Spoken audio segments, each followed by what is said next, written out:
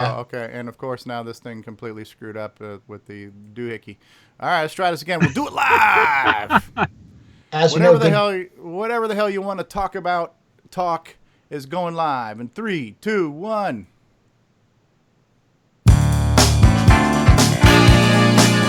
Oh yeah! It's David Ladd After Dark. Drop your pants and grab your ankles because here comes Big Daddy Dave.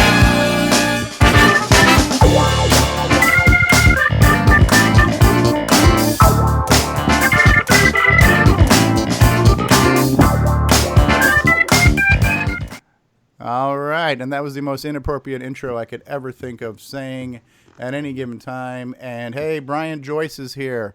Extructus Expectrionis. It sounds like something you'd hear on a Harry Potter thing, right? Extructus Productions. But Brian Joyce from Australia, good eye. Thanks for being here. We are live on Facebook, and we're going to talk about whatever the hell we want to talk about today. A lot of us here are from CoCoTALK.live, but anybody's welcome to join us. You can join us on Skype. The address is CoCoTALK at CoCoTALK.live. Let me start by introducing who we have with us currently. The lovely and talented Grant Leedy is here. Grant, how are you? Hey, how you guys doing today? We're doing good. The guy who hijacked the CoCoTALK website today. Yeah, Coco right. Fest, I only host it. Yeah. But Steve Bjork from sunny Southern California is with us here. The man with the fashionable fedora hat here, Mr. James Diffendaffer. Thanks for being here. Hello. And Richard Lorbieski of Boyson Technologies is here. Welcome, Richard. His mic must not be working again. I hear the train. Yeah. And we have, of international fame, Jacob Moore is here with us and his agent Bruce. Hey, Jacob, big star. How are you? Hey. All right. He is an international celebrity, voice talent, artiste, creative consultant. He is just Jacob's job is to make Bruce look good. Bruce takes all the credit, but it's Jacob's brain power that makes it all happen. Glad to have you here, Jacob. And what's that? Who's that putz sitting next to you there? Oh yeah, that's Bruce Moore. Hey, Bruce, how are you? And then we have, as seen as PenFest 99 and 2000, signing autographs this year at CoCo Fest. It is Jason, the Coco Man, is with us. Hello, Jason. Hello. As seen, but not seen right now. you have the to reboot. Are you using the Boyson Tech webcam? Is that the problem there? Actually, I already sent that back to Jim. Our resident Apple guy, Mark D. Overholzer, is with us. Hey there. Maker of fine quality products and fixer of lesser quality products, Jim Brain from Retro Innovations is with us. Woohoo! And last but certainly not least, Sir David Ladd, Lord of the Floppies, is here. Randy is here. Hey, Randy, thanks for joining us. Michael Brandt has joined us, and Brian Joyce says, good eye, fellas. Yeah, there's something weird with the plugin I have with the Facebook Live chat plugin thingy here. It just kind of like doesn't want to work. I think we've tried this before, and it's, at some point in time, I just say F it, and we're going to stop worrying about it. So don't worry about the fact that you can't see the live chat in the video feed. You can see it on the Facebook page, so that's good. All right, guys. Well, we only talked for 3 hours earlier today. It almost seems like it was what, it's a couple hours 6 ago. hours. Yes. Yeah. So, is there anything left to be said after 3 hours of? Good question. Well, there is that new CoCo MPI. Yeah. We can't stop talking about it. Nope, not at all.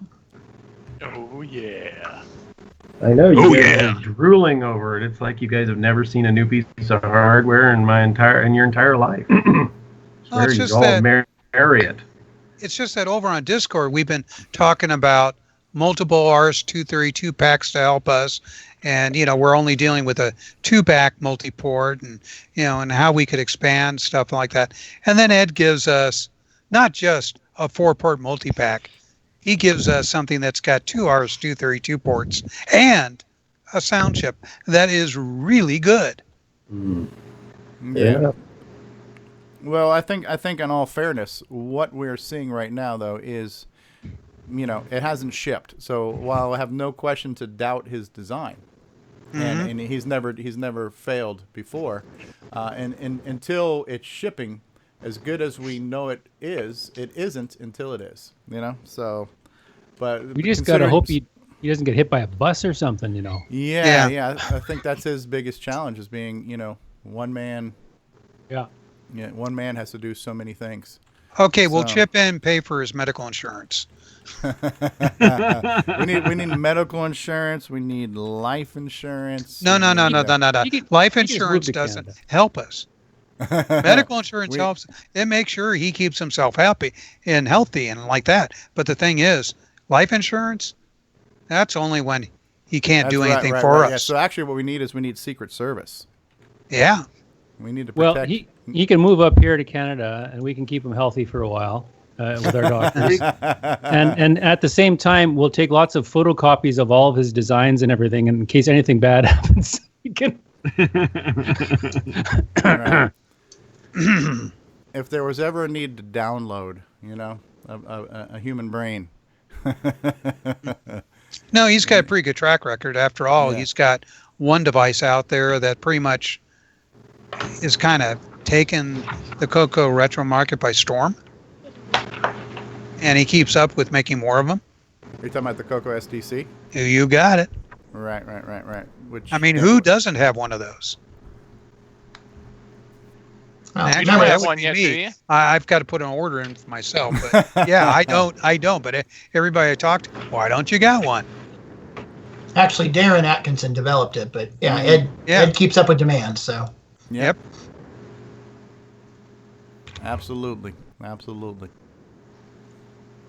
Well, it's just. We know Go he ahead. can do it because he's done MPIs before. This isn't a big stretch for him, and he's done sound chips before. This isn't a big stretch. Right. Yep. No, when I was developing for Tandy, one of the things that you always had to do was look forward to the future. I was giddy with the CoCo 3 for the most part, though it was missing a sound chip. But still, I was giddy about it. And I had developed software for it, almost a year before it came out. So, this is nothing new. Right. Did you have access to a prototype, a CoCo 3 prototype?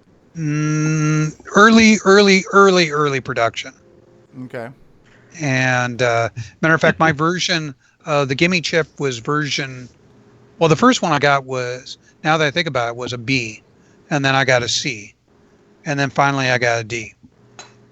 Okay. I think Dale Lear and Rick Adams had access to one as well, if I remember. Yes, they did. A story Yes. recently. Yeah. Yeah. Richard's on cam. Richard, can you hear us?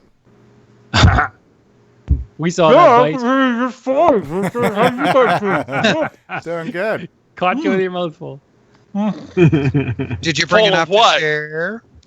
No, this is not Blazing Saddles. I didn't bring gum for everybody. Richard, would you like me to I play did bring my shirt. Oh, look at you with the I'm a coconut shirt, wearing your colors. Oh, did you get the After Dark shirt, Mark? Show it off. I haven't seen that yet. I've ordered mine. They haven't come in. Hey, that The looks new nice. That is nice. The After Dark. Very nice. That is nice. Thanks for ordering that, Mark. We can't hear you, Mark, but we can see you. So, if only we knew a guy who did pro audio that could help out Mark Overholzer. Sorry, forgot to unmute. My Yeah. noisy keyboard. I don't want to distract everything. He's got to switch his computer in the background to a CoCo instead of that Apple Yeah. sitting there. Yeah, that's a good looking shirt. I like. It'll get I like the rotated. design. Yeah, Oh, you And rotate it's Mark's through? birthday, too. that's Actually- right. It's Mark Overholzer's birthday today. See the black TV back there behind it? That's my Yeah. CoCo 3 monitor right now. Ah, Sure it is. Yeah. Yeah, Oh, Coco's it on the other is. side. Coco's I on the saw other when side. he was moving a camera around. It's over there. Very cool. Yeah, that After Dark shirt looks good. I actually kind of remastered all the artwork in Photoshop to make it higher definition, higher dot pitch and higher quality, so it would not look grainy and stuff as it was printed. And because I made it very large on the shirt. It's a very large graphic. It takes up most Yep. of the T-shirt real estate. On his So yeah, it's very yeah, it looks really good, Mark. Yeah, I got I the dark gray shirt with it. So Okay, I got one that's kind of some type of burgundy-ish T-shirt, and then I got the two-color jersey. So it's like a gray shirt with black sleeves. So we'll see how that comes out. Very, very cool. So besides the MPI, which we're all excited about, the multi-pack interface with sound and serial ports and all kinds of other goodies. What else is on our minds this evening? Boy, we're going for a letdown from such a high point. Are we done talking about the multi-pack, or is there more? Well, of course, one of the things that we have to do is get the information of the multi-pack into the hands of the guys that are developing emulators, so they can emulate that multi-pack to help with development. Yep. So, there's a whole phase of things that have to happen to send around. But I think we've really got a device here that's going to be a common carrier for the CoCo. It's got enough stuff in it that you think about buying another one. So even if you have one or two. Can you plug a multi-pack into a multi-pack? No, Somebody already asked that on Facebook on the group. I already asked that. But, I think it's going to spur more development since you have more slots and more RS-232s. We're going to see more and more devices come out. So, well, no. So I was half joking when I said that, but a serious question. You have the one side, the card edge, that is the male side that plugs into the cartridge slot on the CoCo. Would it not be possible to have a female side on the right-hand side and make these things kind of stackable? Or does that create new addressing challenges? Ask Jim. Addressing challenge. Jim would know about that. You have to design it with that in mind. There's a lot of work that goes into making them something that you can piggyback. So the 4-port one that I designed has the ability for you to extend it to be an 8-port by putting two of the back end boards together, but you have to plan for that. So I don't. Okay. He's going for small size. So I don't know where you'd put that second unit. He could put a connector on the far end of it that's facing out the same direction as the like TI used to do with their sidecars. You have the right.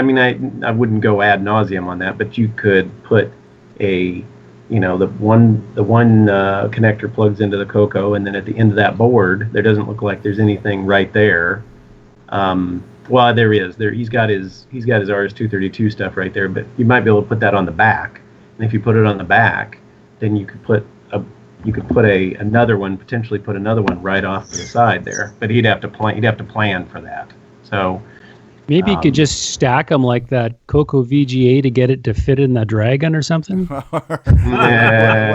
what Brendan had to do with the Dragon to get the yeah, exactly. That was a clustercluck. Yeah.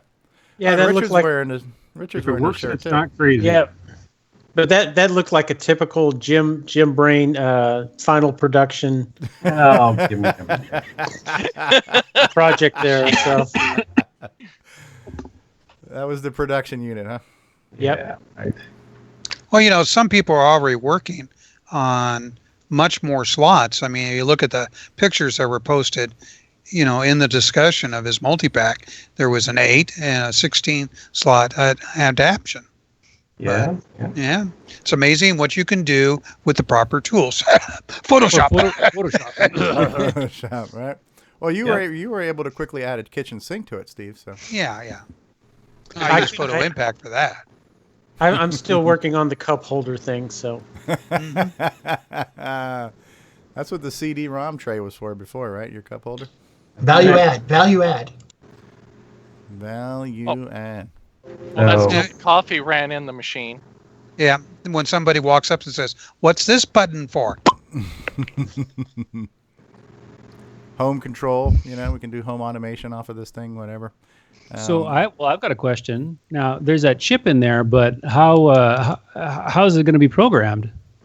Someone's going to have to write some software to do that. Or is going to have to, the basic programmers have a chance to get at it somehow, or?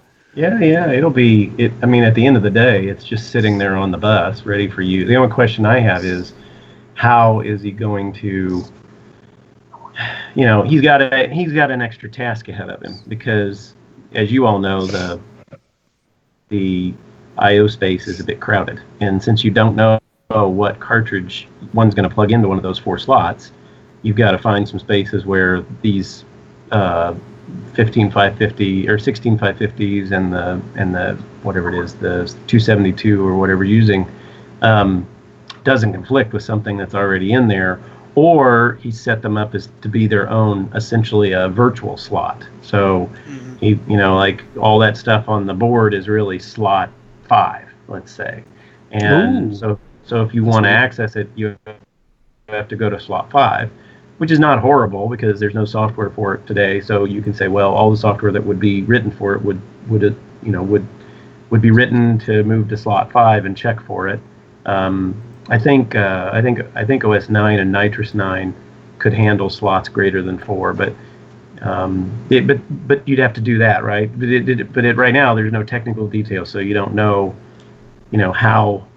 how it's being set up. But you want to make sure that you're not going to interfere with something else and still allow somebody to use it. So let's say that he's picked FF68 or whatever to put his 16550s. Well, it's great, except what if you had a real need for a modem for an RS-232 pack, to a mouse driver or something like that that doesn't require such a significant bandwidth, and you want that third RS-232 port?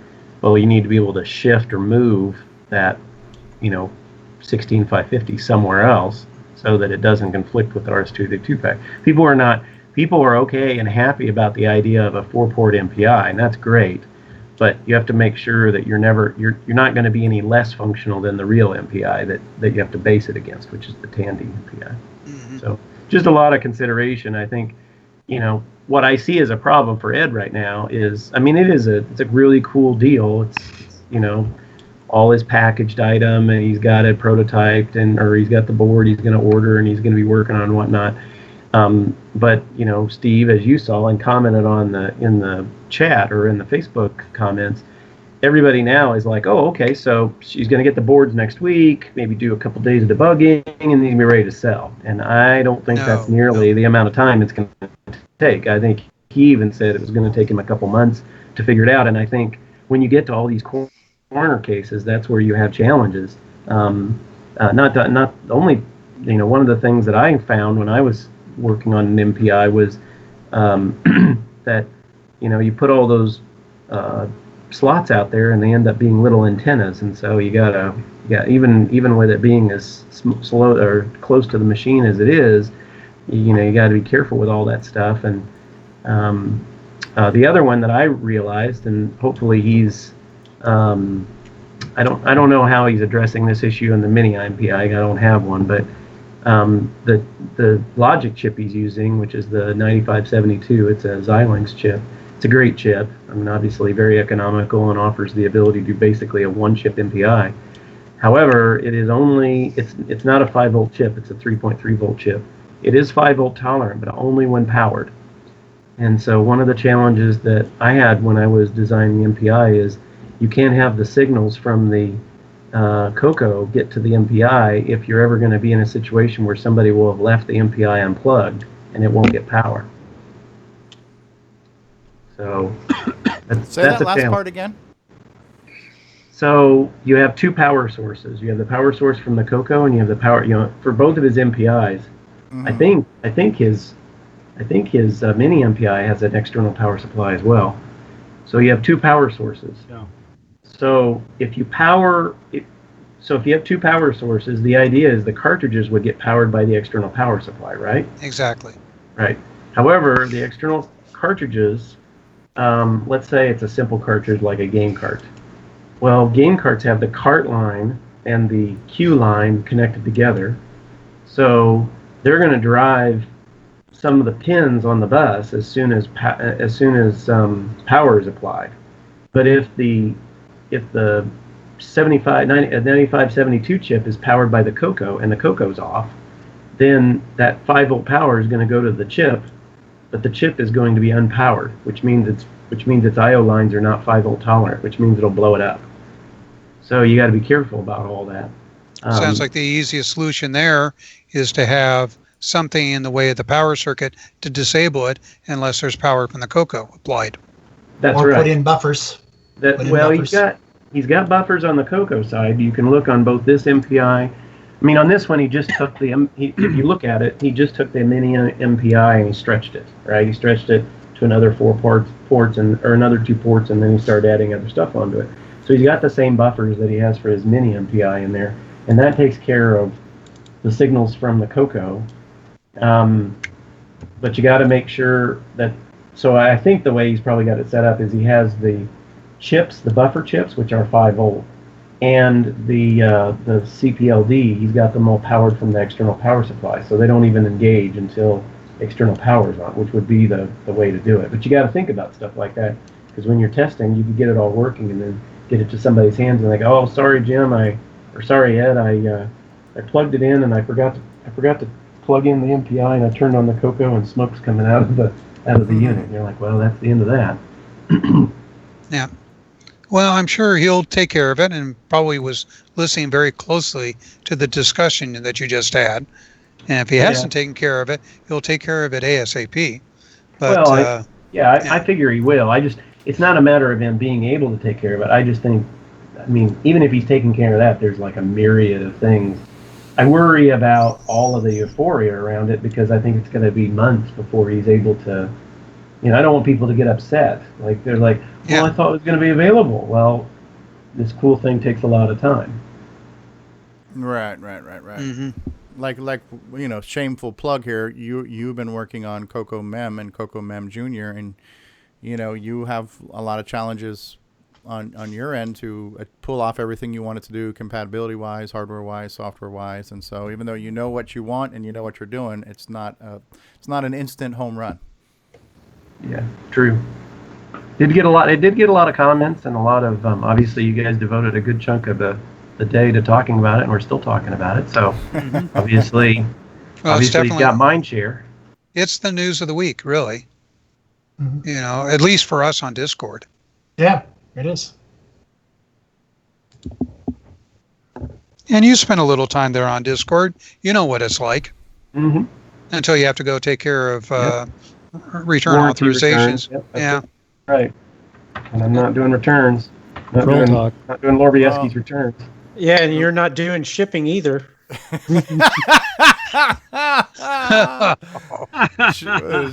just that's cruel.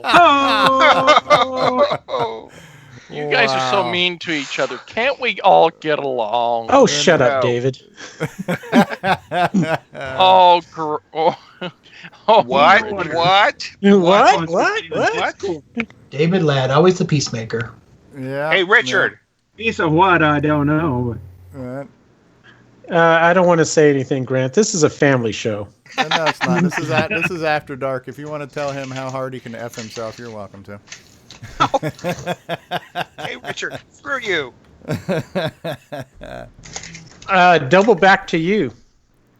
Yeah, I'm rubber, you're glue. Rubber and you're glue. Those two can be very interesting combinations. As excited as you all are for this new mega mini MPI with the slicer, dicer, Julienne, it comes with a set of Ginsu knives and a bamboo steamer. And the kitchen sink. And the kitchen sink. There was something else that I think some of us might have been excited for, and maybe still are excited or not, but Ready Player One did... wait a second. Richard Lorbieski is holding up a boomerang. Oh, yeah. These are the production boards, but I haven't... Hold it up higher because the Skype faces are covering it. Oh. Higher. Not closer, higher. There you go. Up, yeah, there you go. Okay. Boomerang 512 kilobytes. Yep. Wow, kilobytes, like not those. megabytes. Kilobytes. Yeah. Kilobytes, 512 kilobytes. That's Yep. what it says. It says 512 kilobytes. Okay, now throw it and see if it comes back. I'm not buying one. It's not big enough. There goes. See, I threw it. Does it have Look, a he sound came card? back. Does it have Wow. a sound chip? I'm not gonna Yes, buy it it if it does. has a sound chip. Okay. Does it have quadruple serial ports running at 9 TEPL speed? Absolutely, whatever you want. It even has a cup holder.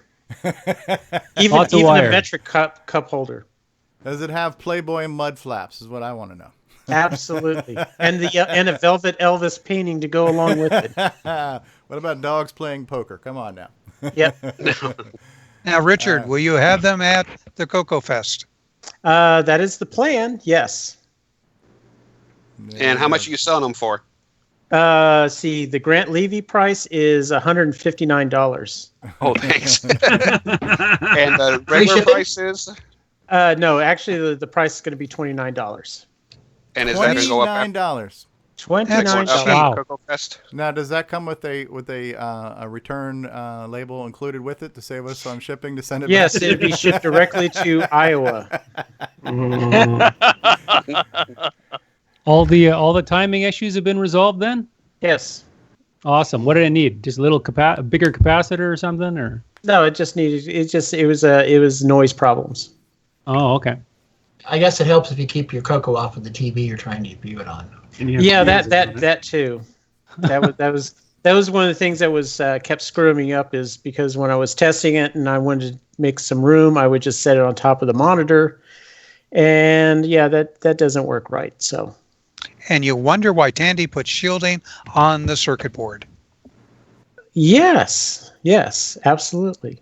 Mm-hmm. Hey, bring that test so we can try out other memory expansions on sitting on top of the monitor, see how well they do. Oh, sure. Yep.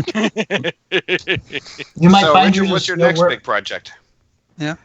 I don't know. I haven't figured out what I want to copy, so give me some time. Maybe a multi-pack interface. With a sound chip. Yes, with the sound chip. Or maybe you sound should chips, just come out with the sound chip cartridge for those folks that already have a multi-pack. Right. Hey, I have a great idea. How about a CoCo Flash? Yeah, absolutely.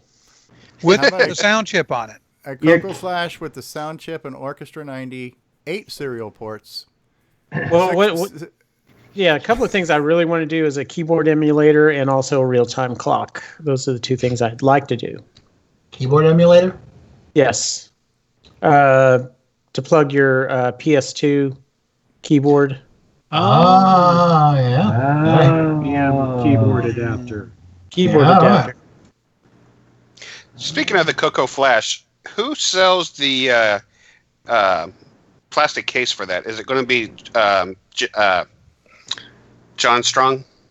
John sells a case for it. I sell the same cases like that Mike Rowan and like John Linville uses and whatnot. I've got a batch of them here. You can buy them in the store, but they don't have the. There's 3 holes you have to drill in it. One for the headphone jack and 2 for the buttons. And I don't have those. I don't mill them yet. So John's got pre taken. It's all cases are all done and everything. So I'd probably recommend he set you up with a case if you're interested. Yeah, because it really does help. But otherwise, it's a little hard to put it in the slot without having to really look at it.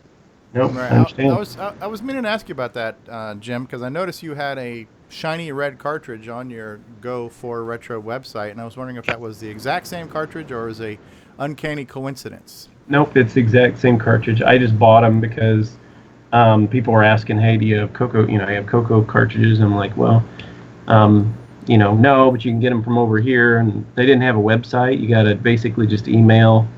I forget it was an email Mike or whatever, and Yeah.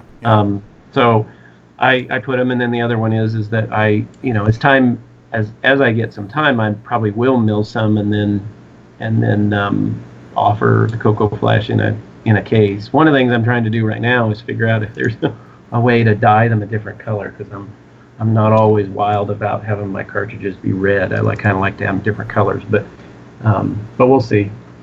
Airbrushing. Plasti blue. dip. Blue would be pretty cool. Well, they already have the mold. Could always get some different color ones made. Yeah, It's usually You could Yeah, try you should. Plasti dip, really, seriously. You can the spray paint, the plastic in a can. Mm-hmm. Because Yeah, if I'm you don't sure like the the- color, you can always change it. Yeah, I take think it off and rip. the problem is not necessarily the capability. The problem is the time, right? I just need to find some time to figure out what works and what doesn't, and kind of get that going. Well, if you wouldn't be busy with all those warranty returns, maybe you might get some time. Can you kick him off the Skype channel or something? Yes. You taught me all this thing about trolling, so it's your fault. I am so sorry. I think it's called karma. Instant karma. Now tell us what you really think about him, Jim. I could go there. I could. I won't. Oh, but I could. I know he could. But yeah, really, Jim sells really good stuff. I would definitely do business with him. Well, it's better than Nick. I mean, goodness. I think you should just buy the CoCo SDC. You don't need a CoCo Flash. Who needs crap like that? With friends like Nick, who needs enemies? Talk about a turd in the punch bowl, right? It was Oh, just my God. we spent like 4 minutes talking about how wonderful the CoCo Flash was, and it's like, oh, but you can just do all this on the CoCo. Yeah, I mean, without Jim's help, the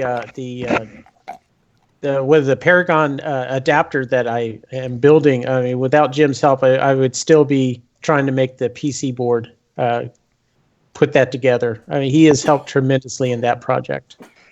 So I give him a lot of credit for that. Yay. Yeah. You know, tell you honest truth, this community for the CoCo has really gotten so much better in the last decade or so. So many people are willing to work together. There's not as many islands as there used to be. It kind of reminds me back of the days of the mid-'70s with the Homebrew Computer Society. Everybody was working together to make their hobby better. And when somebody came up with an idea, they praised them for the idea. Everybody went log into it, and away you go. And it's nice to see that again. Definitely. Or Yeah, for some of us, for the first time. For you, you're singing it again. For some of us, we're singing it for the first time. So, yeah, because I watched all the companies come in and create their kingdoms, Apple, and you know, it's kind of nice to see in the CoCo community that we're finally working together. Yep. Brian Schubring, the music man, has joined us. Hey, Brian, how are you? Yes, he says nothing. Evidently, he's not very happy to see us. Well, No I would problem. like to say thank you to everyone that's here, because most of the people here has been the ones that have given me feedback and tips on how to actually design hardware. Gee, I thought we were going to give you feedback about your personality. I thought it was all the feedback all the things he breaks. Yes. Hey, No, he just reveals the hidden truths in them. The hidden truth. The truth may hurt, but it will set you free. Well, And we're all better for that. All right. Well, I do want to talk about Ready Player One without giving away spoilers. And how many of us have seen the movie at this point? Not I. Crickets. Not I. Which movie? Ready Player One. Well, too bad. If they haven't watched it by now, spoiler alert. Some of us have this thing called a life. Okay, we're getting echo from somebody. But Steve, if it was a Disney movie, you would have been the first in line. Actually, I never got around to seeing Marvel's Black Panther. I meant to go. Yeah, but I hey, It's a look. terrible movie. All right, let me spoil it for Wonder you. Woman. I'm going to spoil it for you guys. Darth Vader is Luke's father. Okay, there. No. Wow. That's so last century. Definitely. It really was. What the heck, Jacob? That's a nice graphic. I don't. What are we looking at? Oh, are we missing something here? The instant message over on the Skype. All right, I gotta see Bottom- what's going on here. Bottom with right this corner. guy. Okay. There's just too much going on here. CoCoTALK After Dark. Jacob's doing his Bill the Cat impression. Nice colors there, Jacob. CoCoTALK After Dark. Yeah, right. We're cuckoo for CoCoTALK. I was going to say he looks more like Miley Cyrus, but okay. Never mind. Don't be nice to him. Wow. Oh my! Ouch. Richard, you're going to be getting ganged up. Yeah. Hey, it's Jim. Blame it on Jim. He got me onto this stuff, okay? No, that's true. And moving back to Steve and his talk about Ready Player One. Yes. Hey, there's Brian. Brian, can you hear us? Of course I can. There you go. Of course My you mic can't. was off. Ah. So without giving away any spoilers as far as what is in the movie, I think it's safe to say we can say what isn't in the movie. And us Coco Nuts were hoping to see either a Coco and or possibly Dungeons of Daggerath. And of course, neither of those were in the movie. So Dungeons of Daggerath was one of the, I guess, the first challenge. Not the first, actually the second challenge, right? It was the second challenge you had to go through to get one of the keys or whatever. So the Coco nor Dungeons of Daggerath made it into the movie. So us as Coco Nuts, we were looking forward to and hoping for that to be there. Of course, it's not there. So as much as I would say I am not pleased about the lack of Coco and the lack of Daggerath, I would say that I am not disappointed in the movie. The movie was very entertaining. Now, the movie was almost a mutant strain of the original story because all of the quests have been changed, and it was kind of a hipster, kinder, gentler version of the story because there was a little bit more violence and the stakes were a little higher and stuff like that in the book. But, it was definitely a good, entertaining movie. The visual effects were phenomenal. I saw it in 3D. The 3D was great. Same characters, same story, but most of the elements were changed. And I guess if you want to find the silver lining there, the silver lining is if it was exactly like the book, as much as it would have been nice to see, there wouldn't have been too many surprises. So because things were changed, it was kind of a nice surprise to see what they replaced it with.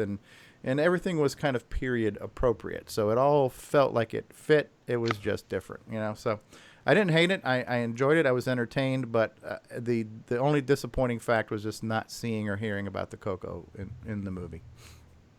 So there's my 2 cents. Pretty much it was inspired by the book, and that's about it. It was more than inspired. It was just this variation. It's the same, like I say, same story, same characters. But they just changed the challenges. So, among other things. Yeah. You got to make it into a movie. So a movie format is a different format. Also, a book can be much longer, too. Yeah. But I would recommend if you're a fan of the book, go see it. Or if you are not a fan of the book, still go see it. The special effects is pretty good too. Yeah, it's a good thrill ride. It's a good summer blockbuster type movie. I think you would enjoy it more if you haven't read the book. Okay, fair enough. And the pieces of video I've seen on the web, if you're definitely into a bit of movie and nerd culture, you're going to see a lot of familiar things. That's fair to say, Steve?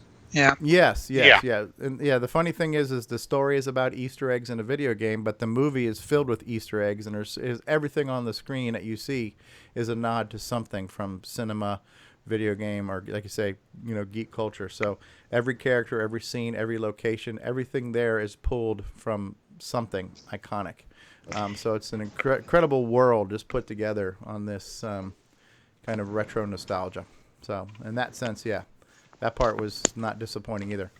Hey, and Florida David has joined us.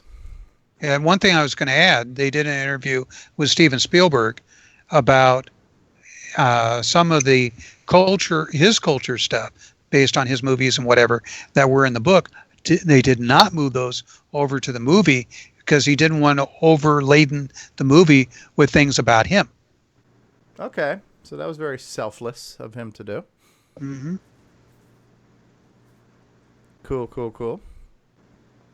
Now, what was the, not to spoiler alert, kinda, what was the name of the Atari game? Was it called Adventure?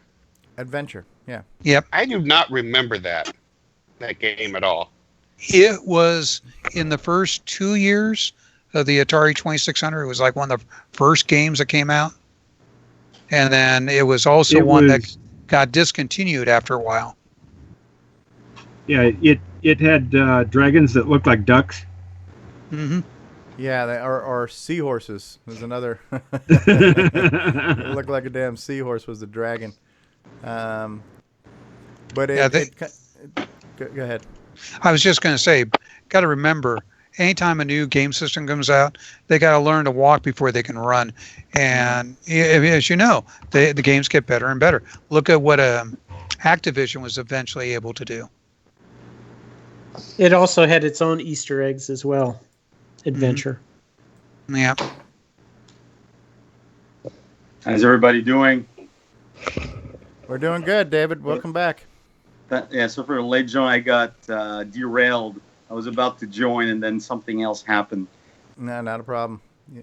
Just don't ask what we've been talking about for the last 2 hours. That's the running gag. Good times. Yeah, but I liked it. What I will say is that I am not disappointed by seeing it, but one I was disappointed was the Tomb Raider movie, which I also saw, which was based on the 2013 reboot of the game, and it was, it was a retelling of that story, but it was an extremely watered down version of that story, and I did feel let down by that one. I didn't feel let down by Ready Player One. I just wanted CoCo, But you got to have more cowbell. But I was definitely let down by Tomb Raider because they just really watered down a story that was really epic and supernatural and suspenseful and all kinds of stuff, and they made it very tame and very safe, which I just wasn't a fan of. Who was the lead actress in that? I don't remember her name, but it's a British chick. I don't know. It's on the internet somewhere. Yeah. She was great, though. She was a great actress. She played the part well. The acting was good. You can't blame the actor on the script, So I'm really critical of the story, not of the acting. The cinematography was great. The acting, she played the role. She was very physical. She was very convincing. She did her own stunts. I remember. She did a lot of her own stunts and stuff like that, which was cool. But yeah, it just really felt like they took a couple of really key sequences from the video game. They made those part of the trailer to get all the fans of the game that want to come out and see the movie. But the video game was just, the story was so epic, and the video game was completely R-rated with the amount of violence and language and everything else. And this was like a PG, version of that story, nowhere near the level of violence. And the main thing is too, is like if you remember the original Angelina Jolie version of Tomb Raider, there was an element of the supernatural in there. Tomb Raider is basically a female Indiana Jones, and Indiana Jones has always been about some type of huge supernatural issue that has to be dealt with. So the Angelina Jolie one was dealing with a huge supernatural issue. And this one, they didn't even make the protagonist supernatural. It's like she's not even this, Sun Queen, evil goddess. It turned out she just had a disease, a virus. And so, so this made it really safe, really tame. Tried to make it too realistic. And sure, spoil it. Yeah. It's been out for a month, so. Well, sometimes we're waiting for the DVD on Netflix. So what it sounds like. But yeah, I would definitely say go see Ready Player One. It's worth the watch. And what about Rampage? You guys think that's going to be a good movie to see? No. I actually do. I think it will be. Well, the trailer looked really good. The Rock been doing pretty good lately. Yeah, but it'll be fine. But I don't think it'll be a great movie.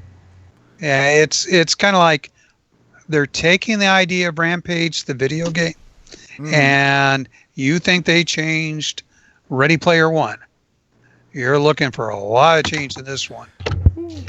Remember, Ready Player One was an actual story. This was a game. There's not a lot of story to the game. Yeah, that's the thing is, let's put it this way. Do you remember Battleship? I was going to say that Battleship. Oh, yes. I intentionally didn't see it. That was when I knew it was going to be bad. You're watching the movie Battleship, and it's going along pretty good as, this film. And then all of a sudden, they're going for a grid of buoy markers. And you go, that's how they're putting the game into this movie, is that way? And then they go take, what's the battleship in Pearl Harbor that's sitting there that's still Arizona? operational? Arizona. Oh, Arizona. They take the Arizona out. So you've got the Arizona battleship, and you've got them dealing with the buoy markers, and that's how they made Battleship video game movie. Wow. Talk about a crowbar, huh? You know, it's kind of this thing. They're reaching. They're really, really reaching. Right. Well, with Rampage, they're reaching. Listen. Based on this, and because I've seen so many movies recently in the theater, I'm seeing a lot of these extended trailers in the theater. I am liking what I'm seeing with the Rampage trailer. I'm optimistic that it's going to be an entertaining thrill ride. If you want to enjoy the film, inspired by the game? Well, my opinion is an not. action flick. Just think of it as an action flick. Forget the fact there is ever a video game called Rampage. Forget that aspect, and you're going to enjoy the film. Right. All they're doing is they're borrowing the main characters, and that's They're not. Well, not even the same. It's. I would. They call have that. a reptile. They have a wolf. And they have the giant. And they have the giant. In the video game, those are humans that have been mutated into the monsters. Right. That's not the way the movie is. And the because reptile George, is even a man-like character. George starts off as a white gorilla Mm-hmm. and mutates into a large gorilla. Right. And so in that sense, they're trying to make it a little bit more grounded in believability, right? Like, this could possibly happen, right? A man that turns into a giant King Kong, that could never happen. But an existing gorilla that's hit by a magic space rock, this could potentially happen where he could just get bigger. It's a little bit more believable, right? Ever so slightly. It'll be every bit as... I think it'll be every bit as good as that Godzilla movie. Oh, Christ. The one with Matthew Broderick. Yeah. Oh, yes. Definitely not as far-fetched. Last night on Jenny Kimball Live, they had The Rock on there, and he was on there promoting Rampage. Mm-hmm. And my wife goes, "Didn't you make a video game based on Rampage?" I go, "Yeah." So they're making a video game based on your movie? No. But they're calling it Rampage. Well, they borrowed the name. Step away for a second, guys. Gotta let my cat out. Sorry. Yeah, but that's the thing. It's just like, having to explain to your wife, they made a movie on my video game. No, it's not like the other video game movies. No. So speaking about Rampage, I recently, since I've been on the CoCo here, I found the CoCo version of Rampage, which I think personally is superior to the only other version I knew before that, which was the Apple II version of Rampage. Do we know if there's been any other ports of Rampage to other platforms, or is it just Apple and CoCo? Well, no, there was one for the Tandy 1000, and also for Commodore and all the other systems. Oh, really? But I've got an interesting story about the two Tandy versions of Rampage. Back in the day, we're getting close to the end of life, or close to end of life of the CoCo. And the folks over that were handling the PC stuff, like the Tandy 1000, they didn't like the CoCo. They wanted out of the store because they wanted more shelf space for their Tandy 1000 stuff. After all, they could charge more for the software and more for the computers and make more money in the same spot. Mm-hmm. So they set up a demo of Rampage on the Tandy 1000 and Rampage on the CoCo 3. And everybody comes into the room and they go, "Look how much better this Rampage is than yours. I mean, the colors are right. The graphics are smooth. It's working well. The sound's even better." And then the guys from the CoCo division said, "By the way, you do know you're pointing to the CoCo as the better version." That actually gave the CoCo another year of life. Wow. No, it really works well on the CoCo. Mostly, my only other experience is the Apple II. On the Apple II, it's extremely sluggish, barely playable. but a lot more responsive on the CoCo for sure. Well, if you look in the little screens, you're going to see the Rampage is sitting off there on one of them. Do you notice who it's programmed by? Yeah, yeah, yeah. Yeah. The guy who made Somebody brought it Zaxxon. up. Yeah. And It's this thinking was about actually this was done in a month. Wow. Yeah, and I got to say, it's very arcade. It's very true to the arcade, the way it It looks, is very feels, and good. plays. Yeah. Yep. Yeah. I did the game in a month, and I got a little bonus too for that. Nice. Yeah, you nailed the graphics. So here's the characters. Yeah, George, Lizzie, and Ralph.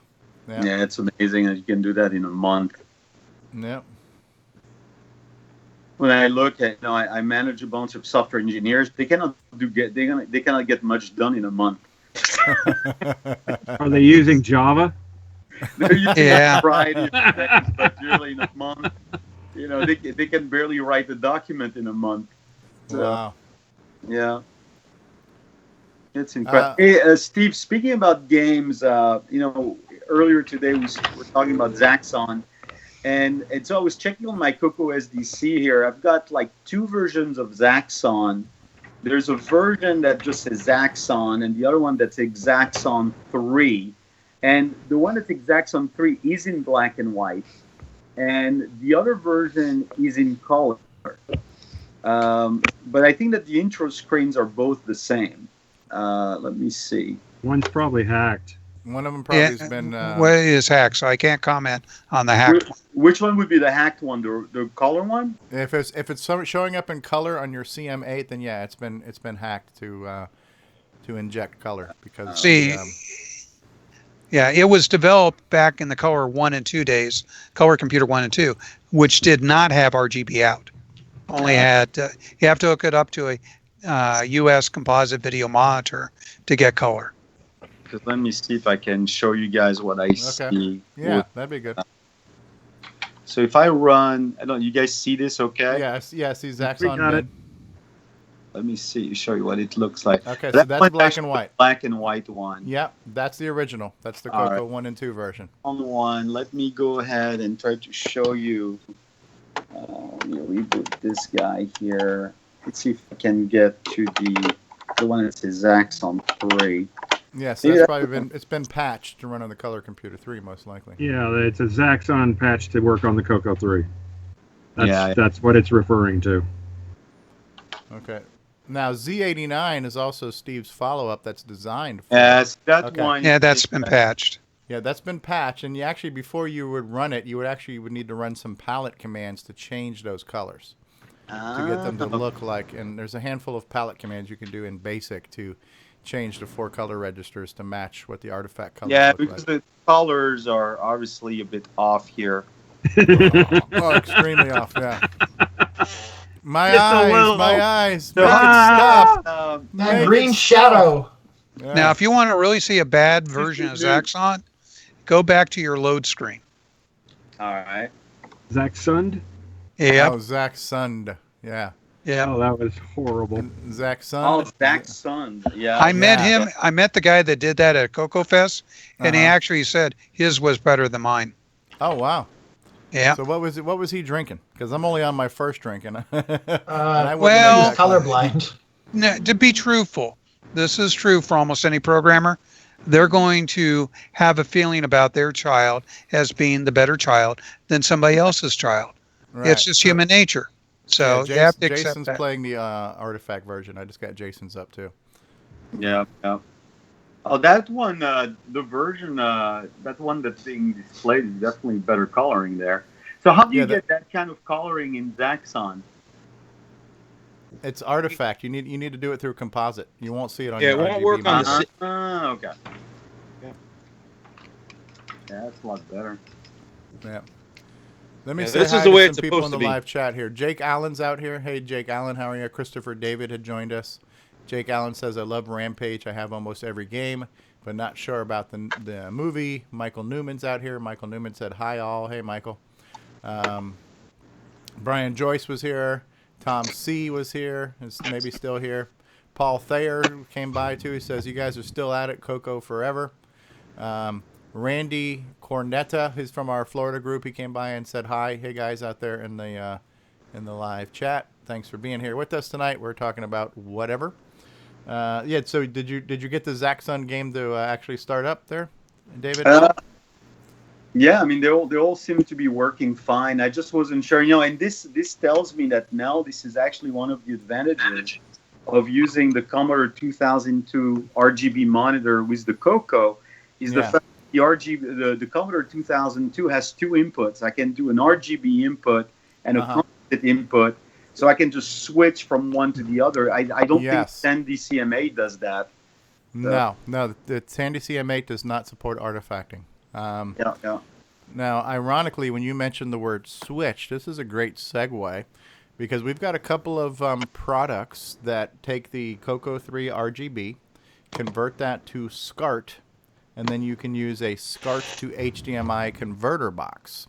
Now, Richard Lorbieski has a design that he's using, and part of what you need is a 5-volt signal that's provided by a USB port conveniently, since most people have access to USB.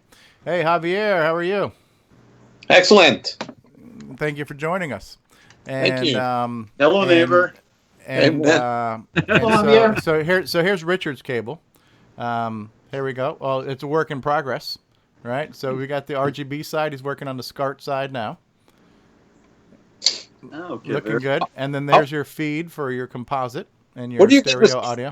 In the U.S. Where do you get what now? SCART cables. Richard? I think Richard might be muted still.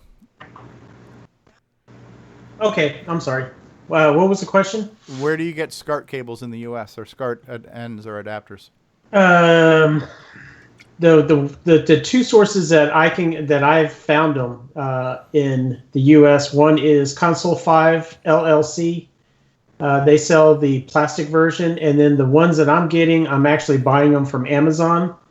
It's a complete cable, and then I cut the ends off and then use those SCARTs, just like Jason is showing there.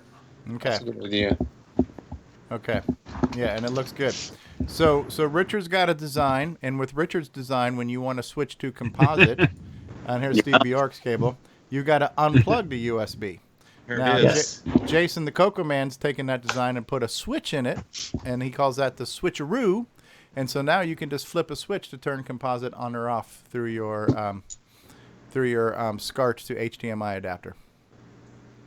Very cool. Exactly. It's a little hard to see there, but it can switch to got the RGB picture there. Okay, so there's your RGB where it's just black and white. They got your RGB here that's black and white, and then we can switch over to composite mode. And boom, there you go. There's and your blue, there's the color. Well, if I get the lighting right, but you get just an easy little switch. It's okay. So it's all in one unit here. I have the switch right in the SCART connector, and then it hooks to your CoCo 3 here, and then as far as 5 volts for the switching, that is supplied by your USB power source of choice. Yeah, you can use any of the available USB ports in the back of your CoCo. Very cool. Any of them you want. A lot of TVs have USB. That will be available at CoCo Fest. Be available at CoCo Fest, and Jim Brain will. You know what this reminds me of when Supercuts first came out and says, "Hey, we're doing $10 haircuts," and then all the professional places put up signs saying, "We fix $10 haircuts." That's what Jim Brain's got to feel like right now. All these youngsters with their newfangled cables. You guys buy those cheap doodaddies and then bring them to me, and I'll fix them for you, kids. Mm-hmm. Hey, now. Get a real job. Get off my lawn. Now, have we... shut up, you get a real job. Now, have we just figured out which is the best SCART box to go with? The one that I've been using is available on Amazon. It's about $35. That's probably the best one. It has the SCART. It also has an input and output for the HDMI. I'd have to do a link for Amazon. The best way And the reason I would recommend Amazon is sometimes these boxes don't work. It's just a very easy return. Yeah. Eventually, what I'm going to do is probably sell them, also, and just check them out. But again, it's just cheaper for someone to buy it through Amazon than for me to sell them, again, resell them. Yeah. Well, I guess since this is a general topic, retro talk, I guess we can talk about other brands. And I know that Javier has actually done quite a bit of work with the SCART conversion boxes for the Apple II GS. So that's a whole that's been a whole point of discussion. So Javier, I know you were recommending also a SCART conversion box. Which is the one that you had the best luck with?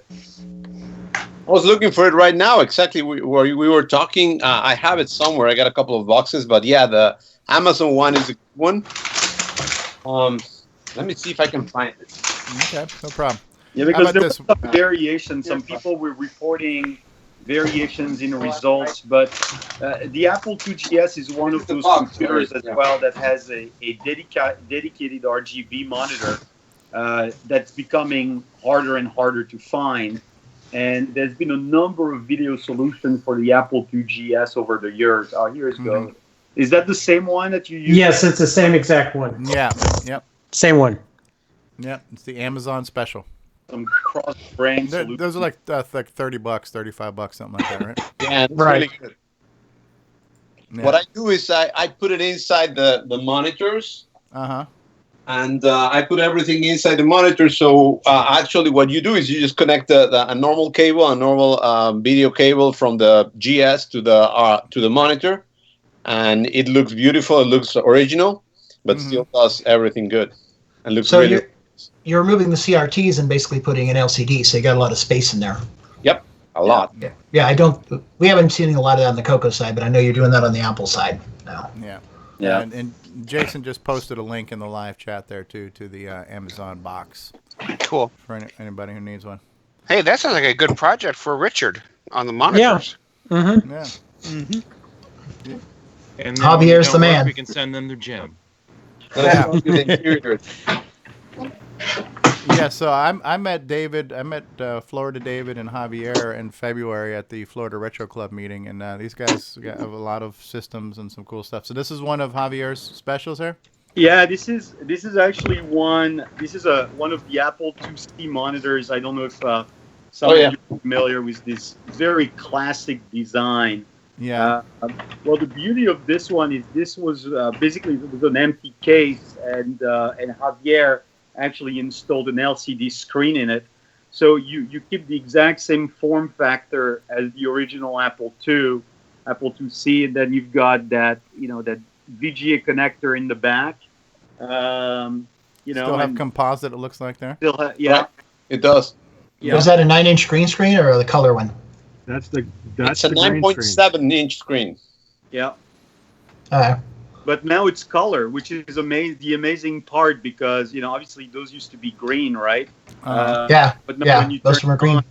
And then what we use with this, if you connect it to the Apple IIc, we use the A2 Heaven Apple II VGA connector, which is a very small device. You plug that into the video connector of your Apple IIc, and it will output a VGA signal out of the Apple IIc, and then you plug your Apple IIc into this one, and Javier is showing that A2 Heaven VGA solution, and you've got a beautiful VGA picture in color coming out of the Apple IIc. Nice. I have one of those That's monitors. cool. I'd love to do that. And then the whole setup looks completely original. And you can change also to green, amber, black and white. It's pretty cool. Yeah. That's very cool. How much does one of those monitors cost? Like $80. Oh, that's not bad at all. No. Yeah, no, for the Apple IIc that works well. Because the Apple IIc has a proprietary video connector in the back. Right. And that A2 Heaven VGA That's level for the LCD, actually. the proprietary one. Yeah, and when Javier was showing us at the club meeting, do you have that little tiny screen, Javier? Yeah. Here it is. Yeah, that was badass, man. That really was. Hey, Alan Huffman's here. Hey, Alan, how are you? Hey, you got your CoCo 3 yet? Yeah, look at that one. That what was that screen called when Apple made it? This is an LCD screen. It was black and white LCD. It was really bad. You couldn't see anything with this. It's vertically compressed. It's half the height. It's horrible. Yeah. I had one at one point with an Apple IIc. Ugh. What was the name of it, of that monitor or that display? Apple IIc LCD screen or something like that. Yeah. Okay. That was a rich man, and that was a rich man's screen though. Those things were expensive as hell, and they still are. But they still are. Yeah. And they look horrible. A beautiful LCD conversion of that full color as well on it. Yeah, and it actually gets its power from that video output port on the back of the 2C, right? Now, if you watch the movie 2010, you can see one. The poor man version is this. I don't know if you guys know about this little device. They've become really hard to find. The owl. They're not as the night owl. They are. It's actually like really a CCTV solution, and this little screen here. A lot of us have repainted them in white to match the Apple IIc collection because otherwise they come in black. So a lot of us have done a bit of a paint job on them. But the beautiful thing about this little cheapo one here, how much did that sell for, Javier? It was about $100, right? Yeah, it was less than that. It was like $40. Oh, was it really? Yeah. I think the last one I saw on eBay was around 40. Yeah, but they went like crazy. And this thing that's beautiful about this one, it's a pretty good quality. You connect to it via composite as well. It's a pretty good quality. It's color, and you can use you can actually power this screen via the proprietary video connector of the Apple IIc. So you can manufacture your own connector, grab the composite signal, grab the power, and power the screen straight from the Apple IIc with it, so that you don't have a mess of cables or external. It's actually a good solution, much cheaper, but hard to find now for some reason. Hey, Javier. I think they stopped producing it. Yeah. Is that a Prairie Pack battery pack? Yep. I had one of those at one time too. They're great. Yeah, here it is. I was gonna use it, but it's not charged. Yeah, lead acid battery. Yep. I actually changed the batteries for brand new ones. I went to Batteries Plus. Yeah. And actually in Pembroke Pines, next to your house, David. So I changed it and it's working, but I didn't charge it. I just forgot. The original Apple IIcs had external power supply, so you could take that battery pack, plug it in, and they had an oversized case. And I had the oversized case with the 2C and the flat screen and that battery pack, and you can completely take it somewhere and play with it. Yeah. It made it like a freaking Apple laptop, basically. It was an Apple laptop portable, 1986, totally rocked. I took it out to a park and was using it. It was great. Yeah. I have a 2C Plus, so I'm not so lucky. Yeah, 2C Plus has internal power supply, so you'd have to do some other mucking around, but hard hat Mac. Yeah, that display looks pretty good there, Javier. Yeah, hold on. Very sweet. I just changed it. Okay, so you can change it to 4x3, where it's just a smaller square instead of being all stretched out. Yep. Or they all stretch out, but there it is. Look. For word processing, it'd be perfectly fine. Don't mind having an aspect ratio. Actually, it's pretty fast right now. It's got a SIP chip, a rocket chip, so it's accelerated. Ah. So that's Hard Hat Mac. I don't know if they ever had that for the CoCo. I haven't seen it. Commodore and Apple. It's a arcade game type thing. Yeah, it's a Donkey clone. Yeah. Yeah, kind of. Yeah. I'm not saying it's a CoCo project, but it could be. There's actually beams that you can put into place. You can place them in the floors and then rivet them in. So it's kind of like Donkey Kong, but slightly different gameplay. Yeah, I love this game. Yeah, that looks really good. Click, click, click. And this screen is actually usable with this stuff. Yeah. Yeah. So what kind of acceleration do you get with that rocket chip? How many megahertz? 5 megahertz. Let me put a normal. So I got to restart and just hold on escape, and then it will go at normal speed. 1 megahertz. 1 megahertz. Yay! Was that the speed of the original Apple IIc? Right. Yeah. Yep. 1023 actually. 1023 You guys know, but I don't know what was there an accelerator market in CoCos or not? No. No. Yeah. Yeah. There was just the Not 6309, or there was there was a 4 megahertz hack that somebody came up with, but it's not like the rocket chip or something like that. Yeah, zip chip or rocket chip or the warp. Well, transwarp. I hate to say it, with the 6809, we really didn't need that much acceleration because the 6502 just can't keep up with the 6809. Yeah. There was there has been a lot of work in the Apple community regarding accelerators. On the 2GS, there's the whole Transwarp GS that cranked it up quite a bit, and you can even soup them up even further to reach 13, 16, 17 megahertz speed on the 2GS. And then, Javier, what's the Plamin's solutions called again for the Apple IIe? It's called what's that called? Fast chip. Fast chip. Right, and fast chip you can reach. I think it's 16.6 megahertz on the Apple. 16 megahertz. Yeah. Well, see, that's the thing is Apple eventually with the 65816 to try not only increase the speed but also increase the amount of memory you can handle and other issues that the 6502 was just generally having. Yeah. I mean, every time you wanted to do any sort of index processing, you still had to grab 16 bits address space from direct page, and that slows you down quite a bit. Where the 6809 had 4 16-bit registers it could use to point to anywhere in memory. Yeah. I mean, it's like, for example, the Amiga market obviously saw quite a bit of accelerators, but I don't recall the Commodore market having any accelerators. Oh, they did. Yeah, they did. Yeah, they did. Did? Yep. Super CPU. Yeah, they had a 65816 super CPU that ran at, was it 16? No, 20. Well, which model of the Commodores did they offer that? It was on the 128 and the 64. Oh wow! I was never even heard of those. Yep.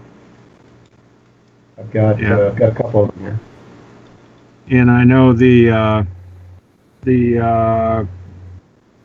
on the Apple IIc Plus, that was based on the zip chip design, and a lot of people hacked that with a faster CPU and faster RAM chips for the cache. So, and then they just put in a faster clock on that, and they were running them 8 megahertz or higher. Yeah. But the default Apple IIc Pluses were 4 megahertz. Yeah. No. Yeah. They were like a basic zip chip. Yep. Actually, they say they copied from the zip chip, the same technology. They just they licensed it. Yeah, they licensed it. Yeah. So.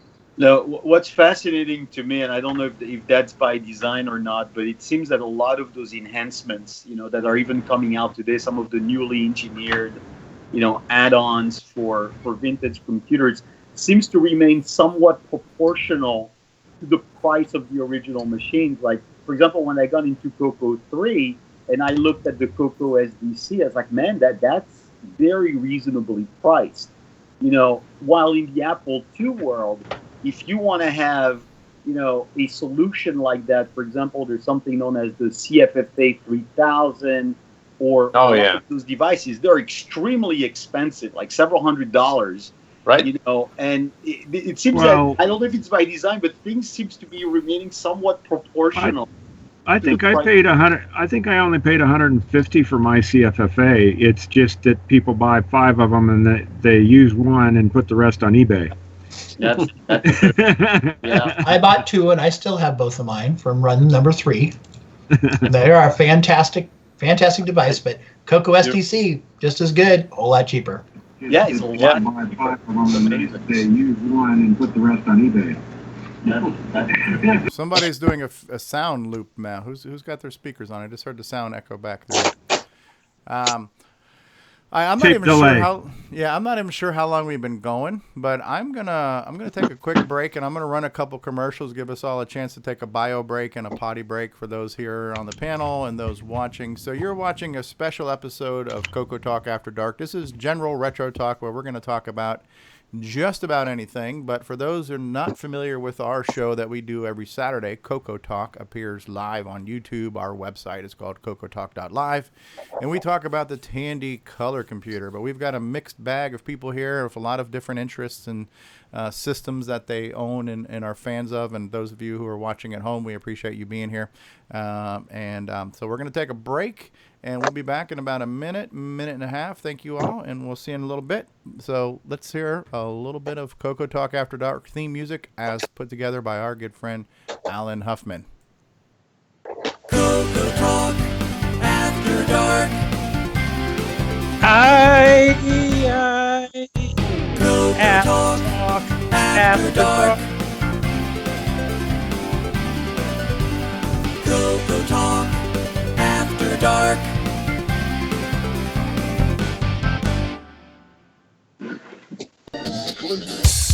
Hey, have you got your CoCo 3 yet?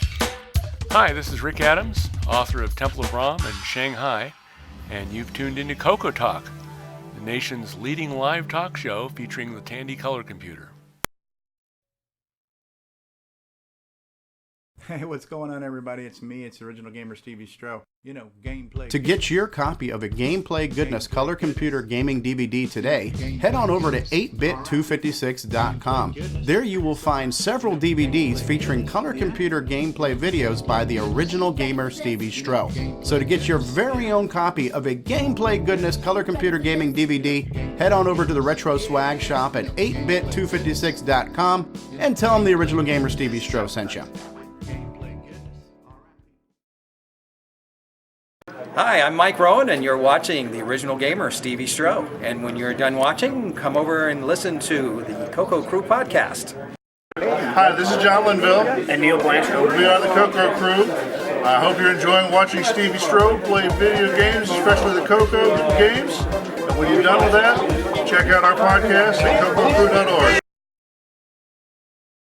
What's going on, everybody? Original Gamer Stevie Stroh here, and if you're a fan of vintage computing and retro gaming, then you're going to love our Retro Swag Shop at 8bit256.com. There you will find custom designs by Instagram artist Joel M. Adams. You can get I'm a Coconut, CoCoTALK, and other cool video game images on a t-shirt, coffee mug, or mouse pad. So if you love retro, then head on over to the Retro Swag Shop at 8bit256.com today. Tell them the Original Gamer Stevie Stroh sent you.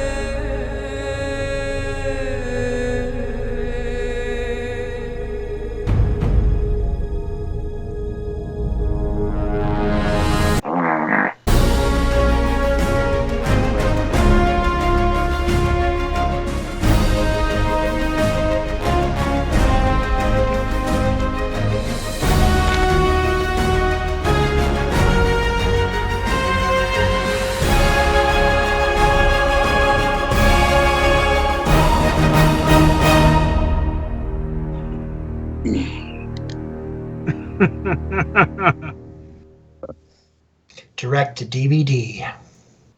Straight to YouTube. Jim Gary just said, hey, Jim Gary. And Brian Joyce says, hey, my movie. Yes, it will be out in July. So while we're sitting here talking about Ready Player One and Tomb Raider, let's not forget about Floppy Life, the David Ladd story, the runaway blockbuster of 2018. What I do want to just show you guys real quick for just a second, because you did see the shameful plug for the merchandise. And what I want to point out here is we've got some new designs on the Swag Shop, one of them being the CoCoTALK After Dark logo, which Mark Overholzer is wearing for us right now. You can't see it because I'm on full screen, but we'll switch back to Mark in a second.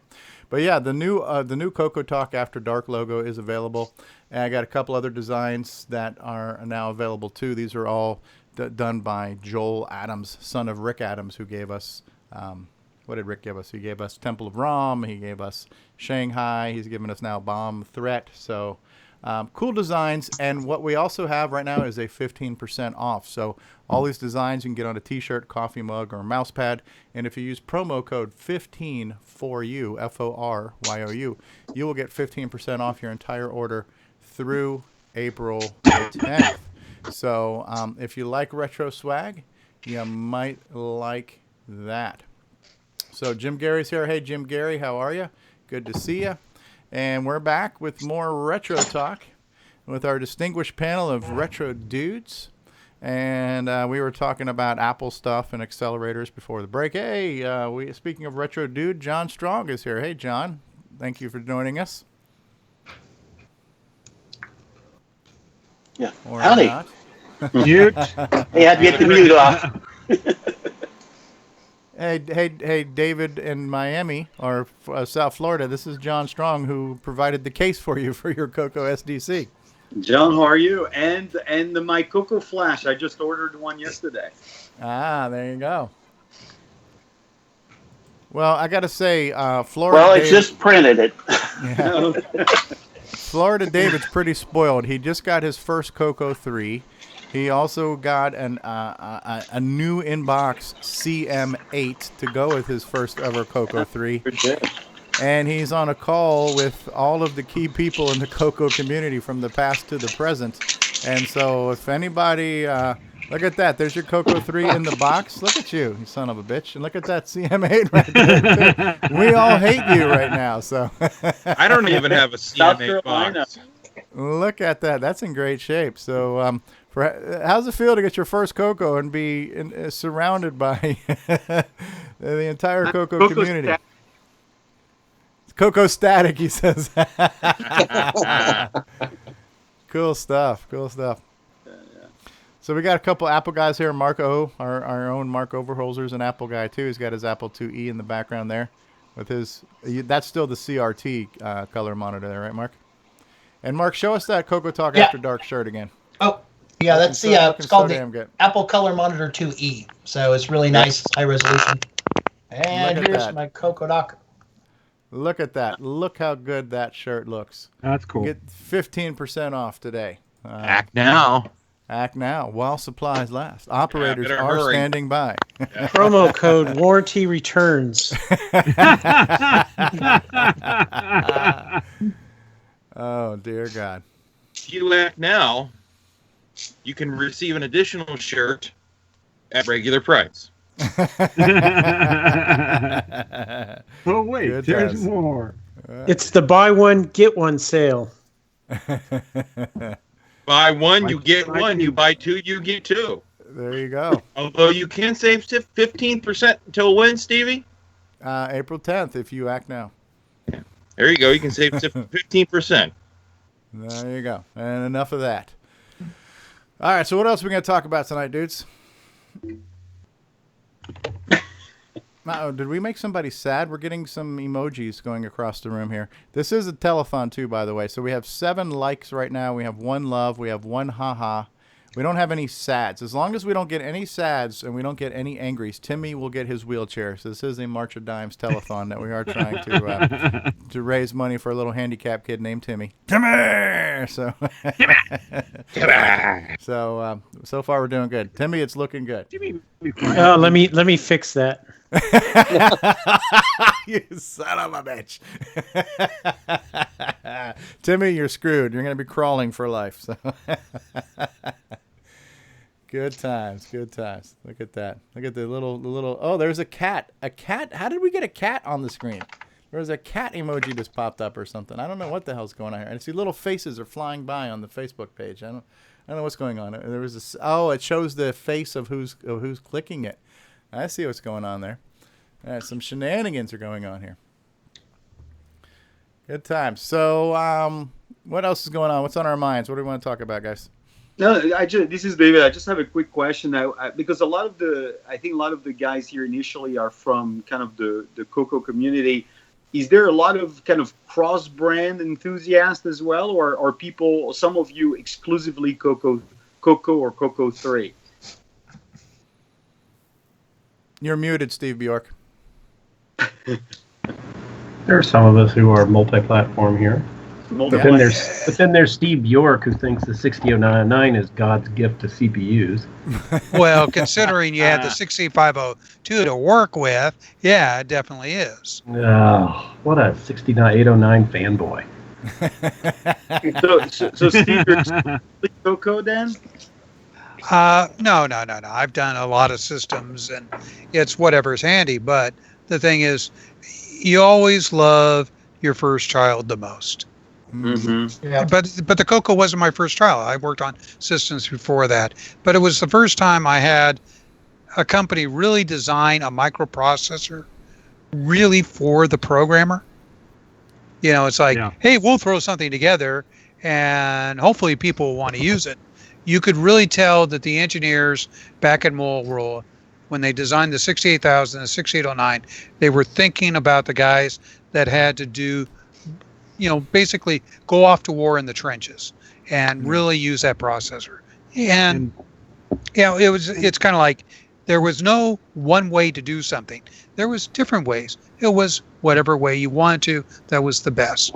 Also, it wasn't like the Intel processors where, depending on what instruction, you would use what a particular type of addressing mode or a particular set of registers or other things. It's like English. There's always exceptions to the rules, where I would say the 6809 was more like the Romance languages.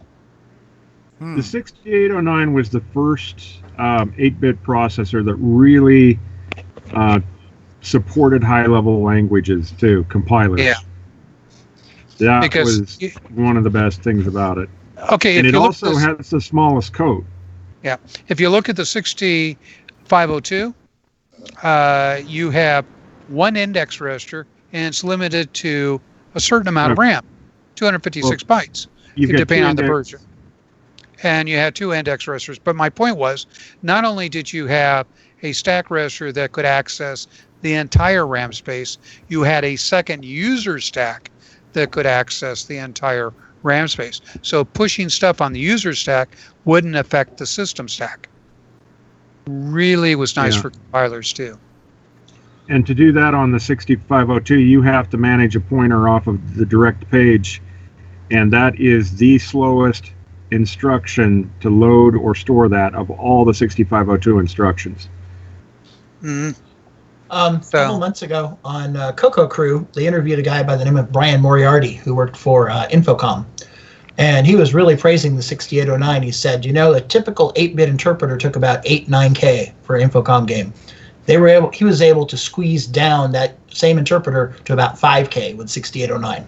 It was just that much tighter. That's impressive. Yeah. See, the other thing too is they were developing the 6809 almost simultaneously with the 68000. See, the 68000 is supposed to be your power processor, get the work done and everything else. The 6809 was supposed to be that operating system, lower operating level chip to handle I/O functions and grunt work and do it efficiently. Mostly 8-bit, but it had 16-bit capability too. So it was kind of like, if you took code and put it in the 68,000, it could do a lot of great things, but it was bigger, heavier code. 6809, very lean. Yeah, and a 2 megahertz 6809 is much closer to the speed of an 8 megahertz 68,000 than you would expect. It is the 68,000, since it had larger instructions and you were dealing with 16 bits and stuff more often, it tended to take a lot longer to execute the code, and it wasn't it took quite a few clock cycles for its instructions. It was a 32-bit instruction set running on a 16-bit ALU and on a 16-bit bus. So the 6809 performs quite well. Yeah. Now, one thing that happened too is, talk about accelerators and like that. Hitachi came out with the 6309, which is a work-alike 6809 with improvements, more registers, a way to remove a clock cycle from most instructions, and it had some built-in commands to do memory transfers and like that. And there is, like in the case of the Nitrous 09 project, which is OS 9 and operating system, it has a much more efficient operation, tighter code, and I think what they're getting is 25% improvement. Yeah, or is it greater than instruction that? prefetch alone, the instruction prefetch alone is good for over 20% speed up. Yeah, so basically, bottom line in it, replacing your 6809 with a 6309 is definitely one of your accelerators you might want to think about for a CoCo. Yeah. Yeah, and it had a compatibility mode so that it could run identical to the 6809. Well, as far as timing goes, and so you maintain compatibility with all your cassette and serial I/O and stuff like that. Mm-hmm. So it didn't break existing code. Yeah, exactly. Of course, if Curtis was here, of course, I know David could talk about it. They do sing the praises of the 6309 for Nitrous 09. Yeah, no.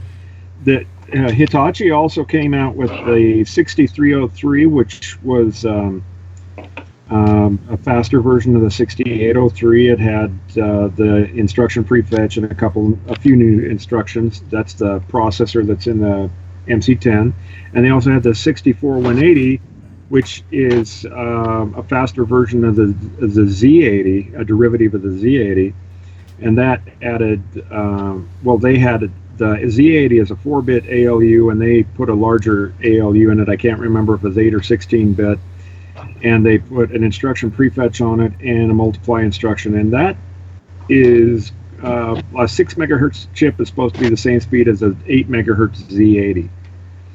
Hitachi was quite the innovator at the time. Well, the thing too is that a lot of the game systems were using these hybrid processors. Like the Game Boy had a 8080 processor in there that some of the unused instructions were more like Z80. Yeah, they added indexing off of some of the registers that you don't index off of on the Z80. Yeah, it was really a weird type of processor, and I remember coding for the Game Boy, and it's like I just can't wrap my head around this one because I want to slip into either 88 or Z80 when I'm looking at this instruction set. At least Sega used a pure Z80 and pure 68000 in the Genesis. Well, that was a little tougher to clone. Yeah.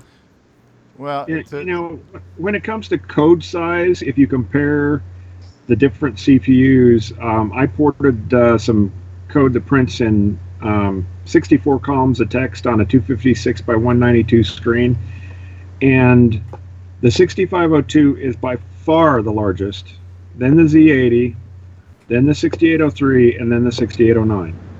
And you're talking more than a 30% improvement between the 6809 and the 6502. And the Z80 code, even though it has a lot of registers, you have to get them in the right order and stuff. I spent more time optimizing the Z80 code than anything else. Jim Gary just posted a YouTube video of an MC10 game that's running on a 6309 or whatever it's called for the MC10, and I'm going to show that, and we'll get back to this discussion. And I think what you guys are talking about now and how great this chip is a great discussion, and we can continue that. But I want to make sure I understood your original question too, Florida David. You're basically wanting to know, besides the CoCo, what other systems do we own or use or are fluent with, and things like that too. And we'll get onto that discussion too. But how about we do this real quick? Let's take a look at Jim Gary's video, because you know, no discussion of the MC10 is complete without showing a Jim Gary video here. So let's see what this is like.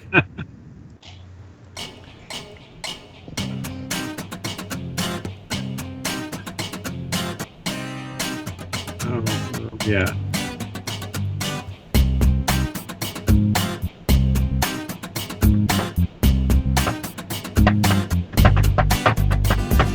You're at the Heron Point Convention Center, huh?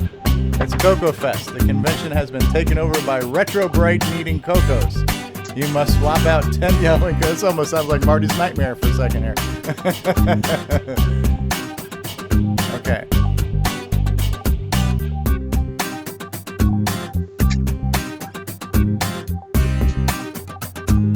I like his song choice here.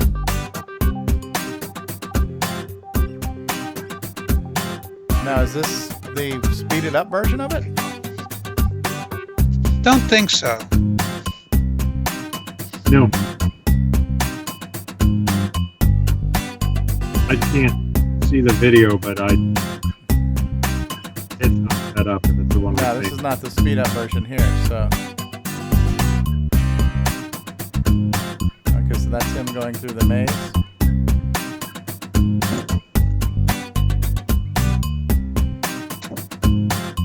So I'm just wondering, does this get to...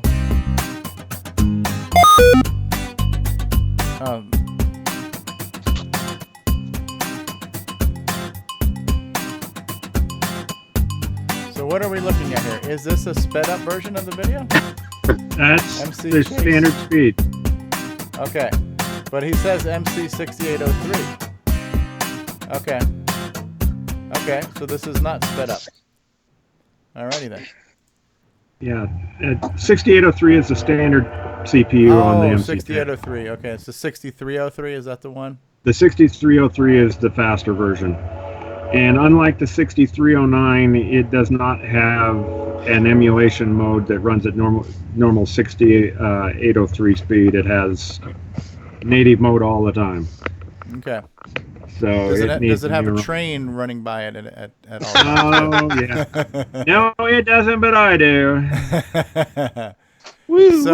So I'll try to answer your question, Florida David. So the only system I owned back in the day was a CoCo, and that's the only one I kind of know how to use. Now, because I'm in the hobby, I am trying to collect other things. So I'll just show you the few of the systems I have, and honestly, I haven't turned any of these on yet, but I'll just kind of show you what I got. Some of these I got from Michael Brandt, who some of you guys met in Central Florida.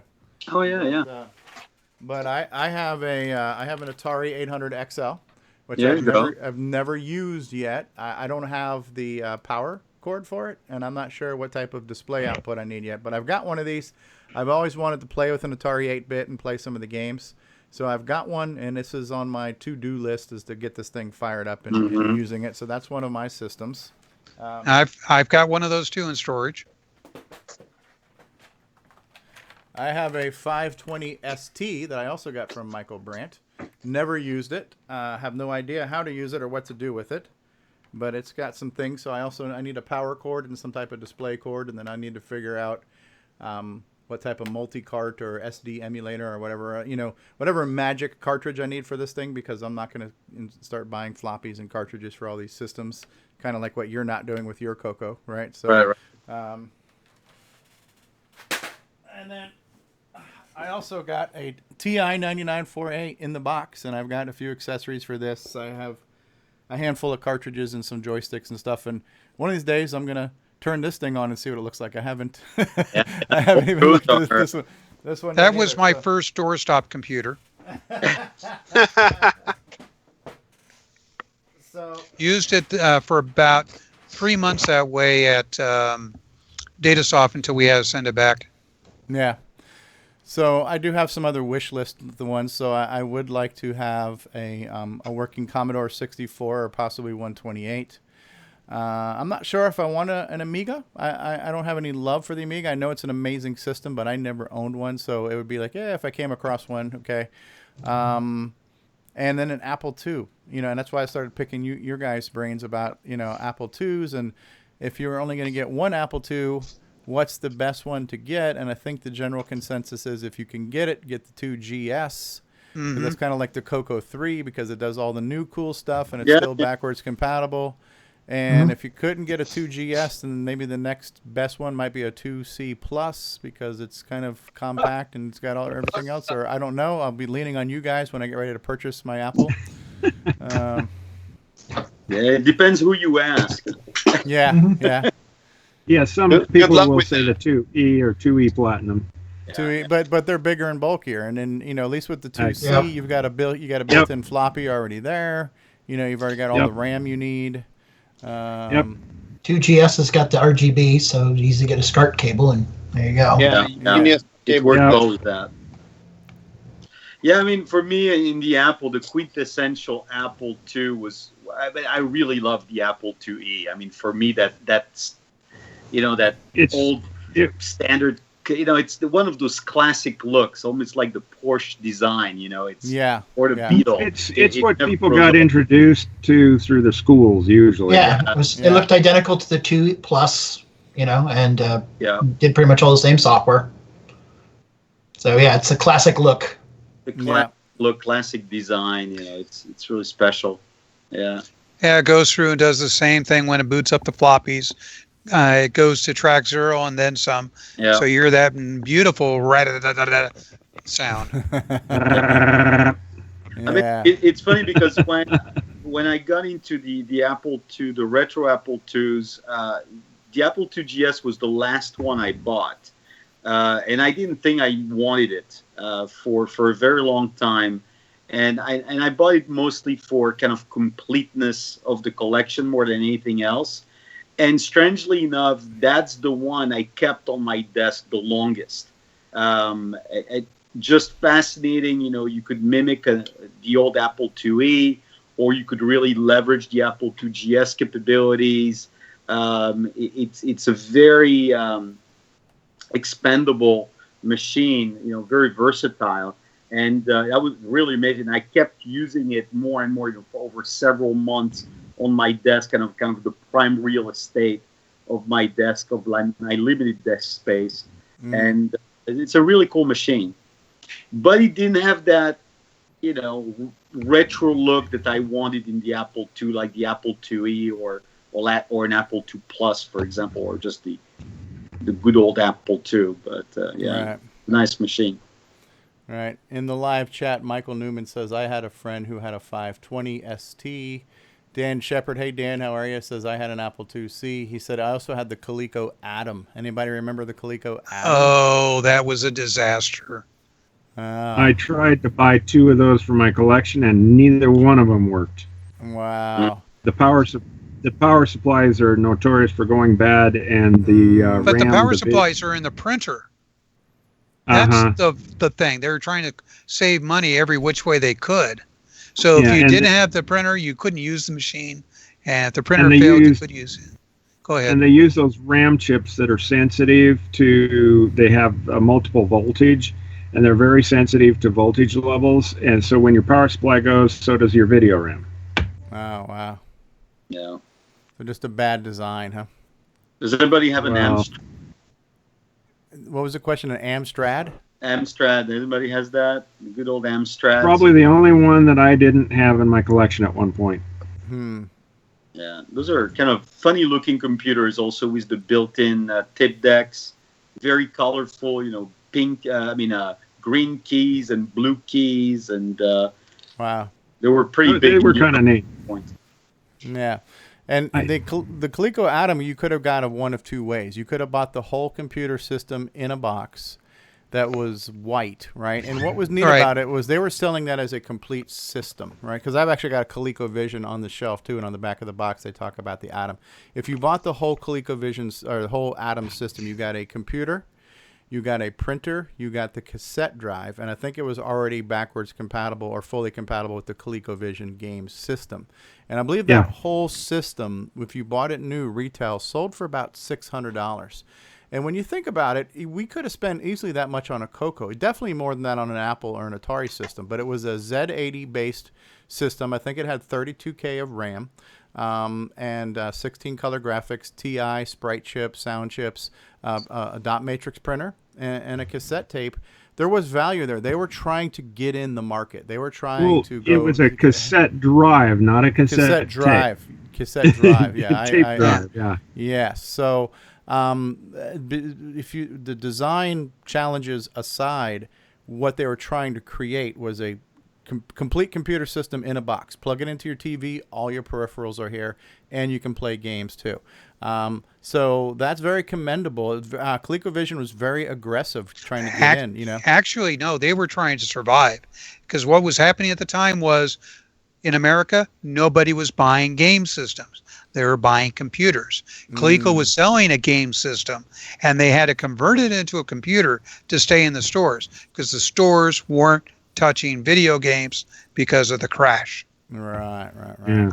And at one time, they were even offering a scholarship when you bought one of their systems. It was like a $500 scholarship. Yeah, and I wonder how many people actually got to collect on that. It was also an expansion module for the ColecoVision. So if you had the ColecoVision, you could get the Atom expansion module number 3 to convert and upgrade your ColecoVision to become the Atom computer. Right. The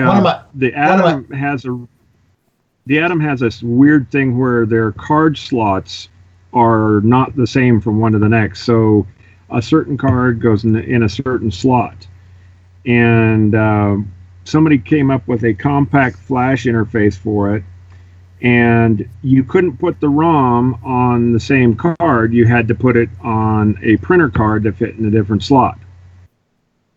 Wow. And one of the things that I did for the ColecoVision group was I converted from the ROM chip driver to a driver that ran off of a multi-card. And it works pretty well when you boot it off of an IDE, but the tape drives aren't the most reliable. Yeah.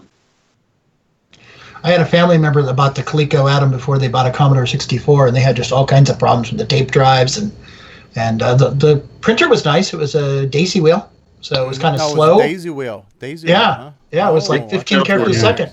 It was a loud daisy wheel. Daisy wheel, but it looked good. It printed out nice. I mean, as opposed to the hundreds of quiet ones that were out there. It was loud even for a daisy wheel. Yeah. At the time there weren't these multi-pass dot matrix printers that with more pins. So a daisy wheel. Pins, yeah. And it booted up. To if you didn't have a cartridge in it or anything, you could boot directly up to its word processor, and you could have it in 2 modes where you would type it and it would go into memory and you could edit it, or you could treat it just like a typewriter. Oh wow! Yep. And what you typed immediately went to the daisy wheel. Yeah. So as I said, they were trying to make a real computer that kids could do their homework on and turn it in, and they could grow with it. It was really a matter of survival for them. And there was such a fiasco that the first 2,000 machines were recalled. Yeah, the instruction specifically told you to put the tape in the cartridge, the tape drive, and turn on the power. But that would cause a power surge that would erase the tape. Right. So if they had even just had the direction, so you turn on the power, then stick in the tape and hit reset, that would have saved them a lot of trouble. A friend of mine got one. He was so excited. He stuck in the basic cartridge, turned it on, it erased the basic cartridge, it went back to the store. Right. Oh, wow. But no, they were physically recalled, just like you recall a car with bad brakes. They were because the power supplies were overheating. The first 2,000 of them or something, or it Wow. could even have been more. It was a fiasco. Of effectively, Toys R Us sent all of them back. They wouldn't deal with it, and when they were trying to get their money back, Glico says, "Well, we'll give it to you merchandise." They said, "No, we want our cash back." And there was a They didn't have long cash. battle. Yeah, it was a long battle. So that's why Toys R Us is filing for bankruptcy now. Beginning of the end. Yeah, it took 30 Yeah. years, but The basic for the Coleco was interesting too. It was a direct copy, pretty much, of AppleSoft. You would Yeah. start your tape by typing PR number 6, which is the typical slot number on the Apple to boot, and it used all the same high-res graphic commands, except it's based on a Z80 processor. So if you got a basic program for the Apple, but it had data statements, it had machine language, it wouldn't work. Yeah, and it also had the same graphics chip as the TI-99. So you had different resolution and stuff, and the basic was close enough you could port stuff easy enough, but with a different resolution you had to squeeze it down to the 256 by 192 screen.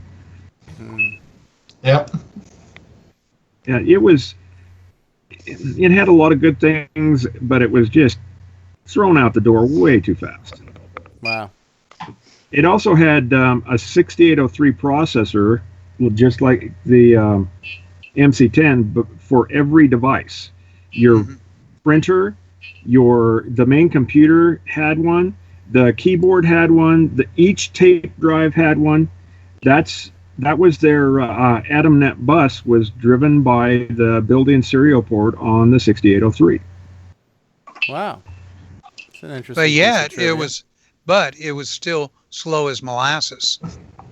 Yeah, it was 50-something K baud. I can't remember. Yeah. Well, that's the thing is I found that the more they overticked the I/O hardware with CPUs and other things, the slower it got. Look how slow the Atari was with their daisy chain bus. Well, it was a slower baud rate too. Yeah, but still. And then I saw the Japanese do the same thing, and it was just like, in the case of the CoCo, we have such simple hardware, but yet our floppy drives are hundreds of times faster. Well, and in Commodore, they introduced a parallel drive for the Plus 4, and it was way faster than the serial, but nobody picked it up and carried it because they were already carrying the serial drives, and it also supported those. Yeah.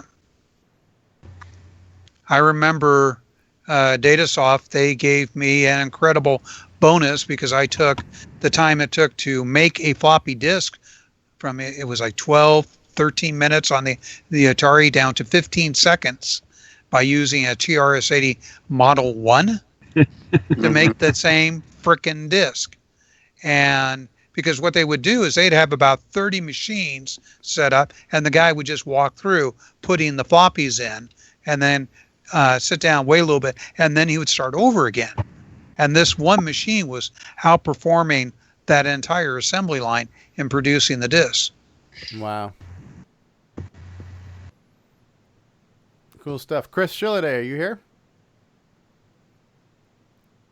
I see his little picture here. But yeah, we're getting a lot of Florida representation in here today. That's nice. Yeah, I went to our site and told them a little bit about your retro talk this evening. So I'd like to. Hello. Hey, Chris.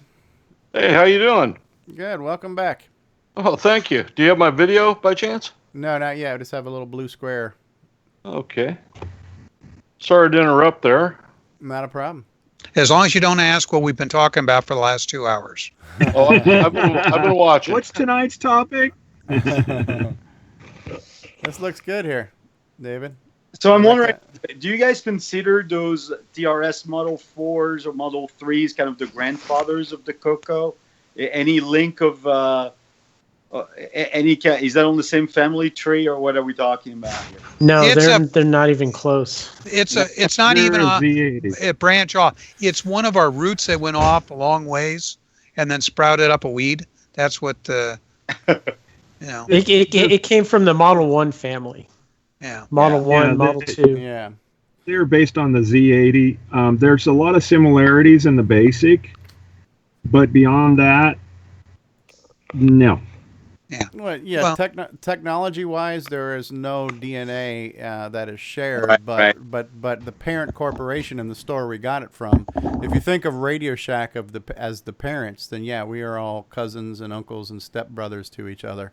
Yeah. In that respect, but as far as having the same DNA, there is no shared DNA between these systems.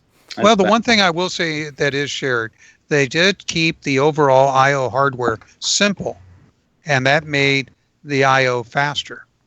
And also some of the original CoCo peripherals were basically TRS-80 peripherals, so the serial cables and the cassette players and things like that. Those were and modems and stuff. Those were printers. So in that respect, early color computer peripherals were basically just TRS-80 Model 1 peripherals that worked on a CoCo. And that's why the original CoCo was silver too. They shared the same color, so your cassette tape would match either system. Yeah. And if you had, if you had the CoCo disk controller, you could use a lot of the same the aftermarket floppy drives. Yeah, I still wish I could get a Percom disk drive for mine. Yeah. So yeah, we consider them. I consider it family. The TRS-80 Model 1 was the first computer I saw as a kid when I hung out at my local Radio Shack, and that got me interested in computers. And by the time I could afford one, the color computer was available and became a more obvious choice. It's also something I would like to have. There's a lot of systems I would like to have, but I am confined. My wife tolerates this insanity, but everything I have to fit has to fit in this 10 by 12 room that I'm in. So I've got limited space. And it's already hot as shit in here right now with the lights on and the 3 PC monitors I've got wrapped around me and everything else. I feel like I'm in a sauna right now. And it's only April in Florida. It is winter, man. You can always move to the garage. It is. Well, the thing is, his room will get cooler once he's allowed to turn on the air conditioning. What I do have more of, and what I'm a bigger fan of than just all the computers, is the game consoles. I've got a ton of game consoles. I've got Atari consoles and Sega and Nintendo, and I've got a ColecoVision. So I now try to collect all the ones I had or wanted. And the game consoles are a little bit cheaper, I think, than the vintage computers are in many respects. I've gotten, I can Atari 78, 72 or 7800? I can't remember. But 78.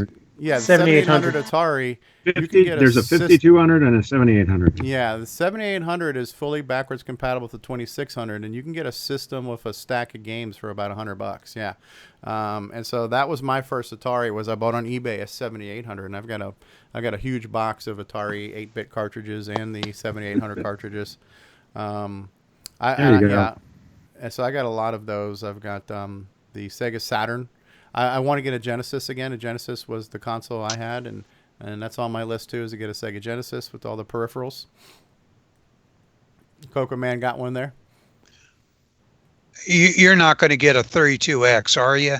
No, I have no love for that. So I wouldn't. Yeah.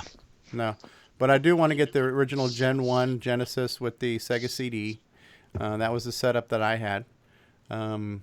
We all know you want a Jaguar.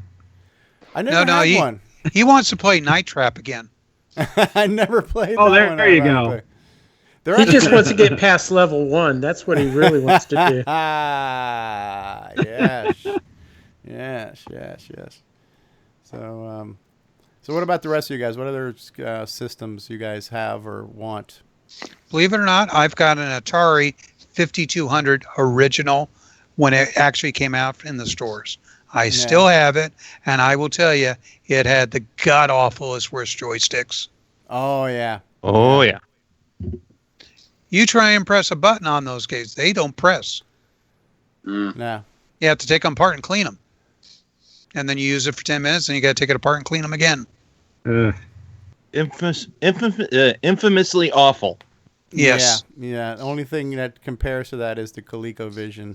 I have it in television too. Yeah, Dan Shepard's asking about the Intellivision. I recently picked up one of those too. I've got the Intellivision, but I want to get a multi-cart for it. So I'm not even going to turn it on, or I want to make sure it works. But then, I want to get the multi-cart for the Intellivision. There was a lot of good games for that Intellivision. Yeah. And now what's going on here? What game is being run here by David Ladd? Is that that's the sequel to Downland, whatever it was called, Cave Walker or something like that? Well, this is Cave Walker, yes. Cave Walker, yeah. Now, what are you running this on? Because the colors look a little... It's a CoCo 3. Is it CoCo 3? Mm-hmm. Is that what the colors are supposed to look like? Those blues? I almost It's thought this was it's VCC. patched, isn't it? No, this is actually a CoCo 3. Yeah. Yeah, I've but never the played game that is patched for the CoCo 3, isn't it? No, actually, Cave Walker was designed to work on either the CoCo 1, 2, or 3, depending on if you used it on OS 9 level 2, then it would give you the RGB or composite options. And you'll see here, it's definitely designed for the CoCo 3 because every stage it changes colors. The palettes changed. I was going to say, yeah, the colors were looking funky there. Now, does he take falling damage? Oh, yes. But he just hit his spring, yeah. Okay, there you go. That's pretty cool. That's cool. No, you know, being new to the Tandy world, one thing that I think that the CoCo 3 shares in its DNA with some of the TRS-80 earlier models is what I would call like OS confusion. You know, speaking about that, like I'm hearing like OS 9, then there are like all those DOSes you could run on the CoCo. This just the same way with the model, 3 and 4. There's like, Tris DOS and LS DOS and new DOS, and what's up with Tandy and the DOSes? It's amazing. The TRS-80, Tandy did come out with the DOS, but everybody kept coming out with better versions and their own creations. They knew they could make money doing it. So that's why there's so many different ones out there. In the case of the CoCo, Tandy actually had two environments, something called Disk Color Extended Basic, and you type in run star or run whatever it is, and it would go through and start up the game. Then they decided to try and create a unified OS called OS 9, and that's where that comes in. But in the case of the Disk Color Extended Basic, a lot of people decided to improve it with their own ROMs, and they sold them. They made money. Created quite a bit of confusion, though. I mean, I getting into it, as a newbie, it's a little overwhelming. I mean, you see so much variety. You're like, okay, which one should I use? Which one used to be the default one? I mean, if you go to the Apple world, you had DOS and you had Pro DOS. It was, 95%. Maybe there were some variants, but 95% there's Pascal. was one of those two. Yeah. There's Pascal too, but yeah, there wasn't as many choices. Yeah. Right. Well, there's many different types of DOS out there are, for flavors. I mean, look at ice cream. There's a lot of different flavors of ice cream. Not everybody can agree on chocolate or vanilla or strawberry. Some people want the Rocky Road. So but it's fascinating to me that Tandy specifically, you could use either the word famous or notorious, but for a large variety of disk operating systems that you would not necessarily find in the other makes. Well, Tandy itself didn't provide a variety. It was the aftermarket, the third parties that did. Yeah. So when it came to CoCo, I would argue it's not really an operating system, but if you had a standard CoCo and you plugged in a disk controller, there were ROM extensions that converted Extended Basic to Disk Extended Basic, and they gave you basic commands to access the disk drive and load files and format the disk and things like that. So I look at Disk Extender Color Basic not as an operating system, but an extension of the basic language that lets you interface with the contents of the floppy disk. Now, OS 9 which actually was not developed by Tandy. Microware is the company who made it. Was the actual true operating system for the CoCo. It's multi-user, multitasking, etc. Now, in the arena of the Disk Extended Color Basic that Tandy made, a number of people created an aftermarket version of that with extensions to support, for example, a hard drive, because The CoCo Disk Extender Color Basic would not support a hard drive. So there were other forms of DOS where you could buy a different controller that would support a floppy and a hard drive. So those extensions had to be added, and support for larger type drives that Tandy didn't sell, aftermarket drives like double-sided, double density, high density, things like that. That's why there are some aftermarket operating, we'll call them DOSes, but they weren't Tandy. So Tandy didn't create confusion. But the market could create confusion. Yes. Yeah. I mean, I'm just purely observing that whether it was Tandy or the market, there's just so many different OSs for Tandy compared to other makes and models, and I wonder, what inspired so much variety, or what the market thought needed so much variety, and which you didn't see in the other makes. I think there's something a bit special about that, and I don't know if it's an advantage or an inconvenience. Well, there's definitely on the Model 1, it had to do with features. The aftermarket DOSes were much enhanced over the ones that Radio Shack offered. Yeah. But they were still pretty much compatible. In the case of the CoCo, the first operating system that was ported over to it was called Flex, and has its origins back on the original Motorola 6800 machines that were similar to the CPM machines. If you've ever heard of the S50 bus and the machines based on that, they had a 6800 processor, and they had an operating system similar to Flex, or to CPM, called Flex. And when the 6809 came out, they came out with a custom version just for that. So you had word processors and all sorts of utilities, assemblers, compilers, and things like that ran on that.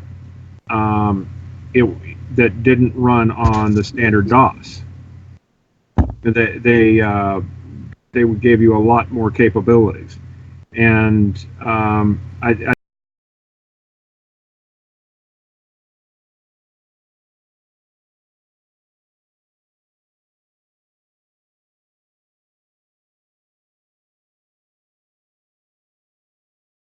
what is the newer one? ProDOS. ProDOS, right? Yeah, and you had ProDOS, and ProDOS is kind of what already existed in many ways already existed in Flex, and then OS 9 had the multitasking as well. Yeah, and it was years after the Flex and OS 9 had different features, but like the subdirectories and things like that. I don't know why Apple never had any third-party operating system like that, but I guess that's just the way it is. Well, I think the other reason Tandy, there was a lot of the OSs and peripherals and things like that, was Tandy used a lot of off-the-shelf. They didn't use anything proprietary as far as their hardware. And if you looked at their tech manuals, they actually had some very good tech manuals. And so people could actually, they didn't have to really reverse engineer a lot of the stuff. It was just all they'd do is crack the manuals open, and they could come up with the stuff. And the thing is a lot of the Tandy's computers were pretty much, I would say, underpowered, but you could actually add more features to them, like double-sided drives and things like that. And so that's why the reason there was so many of that stuff that came out. Yeah. Yeah, the original drives were what, 35 track? Yeah, 35 track. They were the Shugart. Single-sided. They were just Shugart ones, and then they used that weird type of stepper motor. It was a piece of junk. Solenoid. Yeah. Yeah, it was like a little spinny wheel thing. Right. And they were just awful, and they can only work at 30 milliseconds. They could, if you go any faster, they would slip, and then they'd have to recycle again. Well, see, the thing is, every time Tandy would have to come out with new hardware. They'd have to retool the software. They had to be compatible with the old and the new, and it was a lot of work. So yeah, they would come out with a new drive that could handle faster speed, but they wouldn't use it. They would just keep the I/O the same speed, and that was one of the And first the things. aftermarket did it. Yeah, that was the first thing the aftermarket did, is increase the size and increase the stepping. And then you had double-sided drives coming. Then you had 80-track drives coming, and it was the third-party market that kept improving. And Tandy just was nose blind and said if we did anything like that, we would do it under OS 9, because that was our gateway to the future. Hardware was OS 9, and by the time they really started getting OS 9 going with level 2, it was coming to end of life of CoCo. Yeah, there was one perfect example is the 64K upgrade. A lot of the people looked at the 6809 and said, wait a minute, we could make this into a 64K machine. Tandy only supported 32K, and they had that high and low bank memory kit. Sometimes they ran out of those kits, and what we would do is put 64K chips in there, and we would purposely make it into a 32K. Well, someone was looking at the SAM docks, and the SAM was designed so that it could address 64K of RAM or 32K of RAM and 32K of ROM. I mean, it was right in the hardware. Right, but the thing was, the buyers found a special. I mean, from what I was told, we could do this. Well, it wasn't that the reason they got the 32K chips is because of price. They had failure chips that were only one bank worked or the other bank worked. And they were actually jumperable to select which bank on which computer. Right. So interesting stuff. We got a comment too from Scott Wentz in the chat. Scott's one of our fellow CoCo members. Scott also happens to now currently work for Microsoft. But when we were talking about the DOSes, Scott was saying that the Apple world was rife with DOS 3.3 patches. It's almost as bad as the Tandy world in that regard. And then he said, I think that more or less all of the 8-bit computers had many variants of DOS because they weren't extensible. When you got to more advanced operating systems, they could be upgraded in various ways without needing to release an entirely new DOS. Right. And he says, might be because of how much could fit on a hard drive or just more advanced nature of things when you got to the 16-bit era. So he's kind of commenting on some of the stuff we're saying. I'm probably responding out of sequence here. Brendan Donahue just joined us too. No, it's a great question, and because you've got a lot of experience in a lot of other systems, you're now comparing those to what you see in the CoCo world, and that's interesting. Some of the things we kind of take for granted, like the thing that I still can't wrap my freaking head around, and David Ladd has explained it to me 17 times, but I think it's like RGB DOS or whatever it's called, where when the hard drives came out, because the CoCo Disk Extended Color Basic did not understand what a hard drive was, and the concept of a partition or folders did not exist. What they did is they broke up this space into virtual floppy disks in the hard drive, and you created 255 drive letters on a hard drive, and you had to manage each one of those as individual floppy disk. That just blows my freaking mind how somebody could intentionally be this ass backwards in designing a system, but apparently that was a thing. That was the way we had to make it work. It was the only thing that was compatible with like the BASIC. Yeah. If you wanted, what I was going to say is the IBM drive, when they started going beyond a certain boundary, like 2 gigs, you had to put virtual drives out there, different partitions to use a 6 gig drive. It was the same thing until they improved the operating system to handle more. And by the way, the way you did is you had the number of tracks, the number of sectors on that track, and what they did is they kept on increasing the number of tracks beyond what they had for the real number of tracks on the drive to handle larger space. Everybody has done some sort of workaround to the limits of the hardware. Mm-hmm. Yeah, and there were hard drives like that for the Apple II as well, because I remember we special ordered in a drive for a customer that was, I don't remember how many megabytes, but you know, it was the same type of setup, and it was a patch for the DOS. Yeah. It was DOS 3.3, but there was a patch for the DOS. Wow. Yeah. Well, I think if we the Apple II has what? I think it's 32 meg partitions max, right? Right. Yeah. Well, also, if we go to the building of the IBM PC, when they were designing it, they designed it where it only could handle 640K. Why? They sold the machine as, 64K, and they figured they would never make a machine that was over 10 times that amount of memory. So they figured 640, that's enough addressing space. And the rest of the thing that went up to a full meg, that was I/O space, screens and other things. So that's why back in the early DOS days of the IBM PC, we're dealing with high memory and all these tricks that we could get the maximum amount of RAM for the computer to boot with, so you could run your damn game. Yeah. That was you TSRs used that Terminate, unused stay space. resident. Yeah. Terminate, stay resident. That's where your mouse drivers, your CD-ROM drivers, all that kind of stuff. Sound blaster type stuff. Yeah. Yep, everything was thrown up in a high memory. And then when we got 2 megs, you had a lot more room for the high memory. Yeah. And I still remember working at NovaLogic when we came out with the first 4 megabyte game.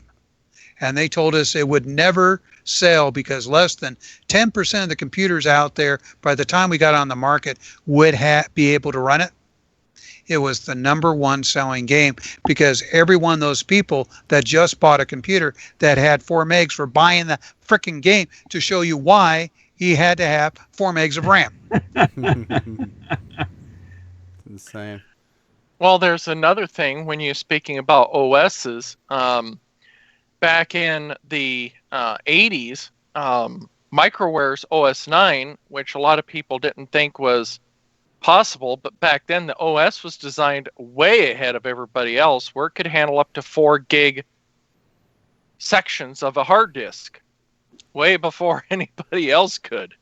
Yeah. Before hard drives that big even existed. Yeah. Yeah, they were thinking ahead of time, where many others didn't. Scott Wendt is also chiming back in. He said Apple had the advantage on hard drives that ProDOS was capable of addressing 32 megabytes. It was quite uncommon to hack DOS 3.3 to work on a hard drive. And then Jim Brain, which you could have used your words, Jim, but he used his typing instead. He said, not to play the my computer is better than yours card, but Commodore's logical drive nature allowed much more expansions without DOS changes. Michael Newman says QEMM was the best program ever. Is that the DOS, one of the third-party DOS memory managers? QEMM? So, No, that was a memory manager. Qualcomm. Yeah. Was it Qualcomm? Was it DeskView, Quarterdeck, DeskView, and QEMM. Jim says Commodore DOS supports a 128 gigabyte flat file system. Wow, that's impressive. Yep. What does Jim know about Commodores? And you can't type dir to look or catalog to look at what's on the disk. You can't Oh, now James, don't be jealous. Yeah, I'm not I think you got it trade off. Yeah, when I sold PCs back in like 1989, before, like what Steve was saying, like having 1 meg on the motherboard, you had on your motherboard, I don't think you could never get more than 1 meg on the main motherboard, but then you had memory expansion cards, and you had an expanded memory card. And I remember selling some really high-end PC clones to run Lotus 123, and I had to install these expanded memory cards and put in the RAM drivers to access the expanded RAM so Lotus 123 could work on bigger spreadsheets. I mean, that was a high-end system. And that expanded memory emulation got built into later versions of DOS with the high memsys and the EMM 386, all those drivers. I remember when I booted my PC, I had a config sys file where I could choose 3 different choices. I had a menu coming up saying, do you want to run lean, do you want to run medium, or you want to run full? And if I loaded all the drivers, I couldn't run certain games. So I had 3 different startup configs for my Windows computer, depending on what games I wanted to run, what things I had to exclude from the boot process to have enough free conventional RAM to run, game X, Y, or Z. So the struggle was real. We had to hire 2 more guys to our customer service line when we came out with that first 4 meg game, just to try and explain to the guy what 4 megs meant, because they were thinking it was the hard drive storage, not the RAM. Right. Oh. Joy. And then there was the fun of configuring all those hardware. You had to do it by hand. You had to put the interrupt jumpers and memory addresses, or the dip switches and things like that. Yeah, before plug and pray. You had to. You were lucky that if you got one of those multi-IO cards that you had to configure where the serial and parallel ports were. Yeah. But that freed up several slots if you had the multi-IO with your multiple serial and parallel ports on one card. Happy days when they came out with the motherboards with the built-in serial and parallel ports. BIOS changes for addresses and stuff. Yeah. Progress. Good times. So yeah, we're up to we got 11 viewers right now. It's not bad. How about we run another commercial break? If anybody needs to potty, I'll run a couple commercials, give everybody a chance to take your bio break, and we can come back and keep on chatting as long as you guys want to keep talking. So Certainly. We'll be back in just a little bit, folks. Certainly. CoCoTALK After Dark. CoCoTALK After Dark.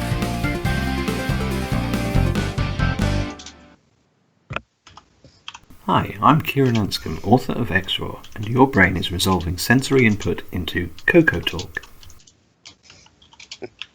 Hey, what's going on, everybody? It's me. It's Original Gamer Stevie Stroh. Gameplay. To get your copy of a Gameplay Goodness Color Computer Gaming DVD today, head on over to 8bit256.com. There you will find several DVDs. I'm losing featuring memory color cells computer right gameplay now. videos by the Original Gamer Stevie Stroh. So to get your very own copy of a Gameplay Goodness Color Computer Gaming DVD, head on over to the Retro Swag Shop at 8bit256.com and tell them the Original Gamer Stevie Stroh sent you.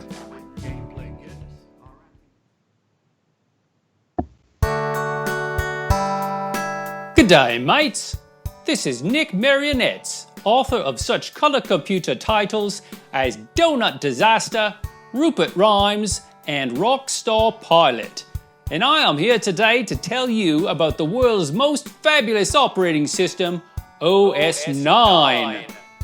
OS 9 and its current incarnation, Nitrous 9, is the most advanced operating system ever created. And what makes it so good? Ease of use. I find OS 9 so incredibly intuitive that I haven't once cracked open the user manual, and yet I've been able to create such incredible games faster than the time it takes to sing Waltzing Matilda. Using OS 9, I expect my next game, Funstar, will be done this weekend and distributed exclusively on ROM cartridge. OS 9 forever. Any resemblance to actual events to persons living or dead is purely coincidental. Did you say you have to leave us, Steve Bjork? About another 25 minutes. Okay. Very cool. All right, so we talked about operating systems. What other horse can we beat? What other topics we got?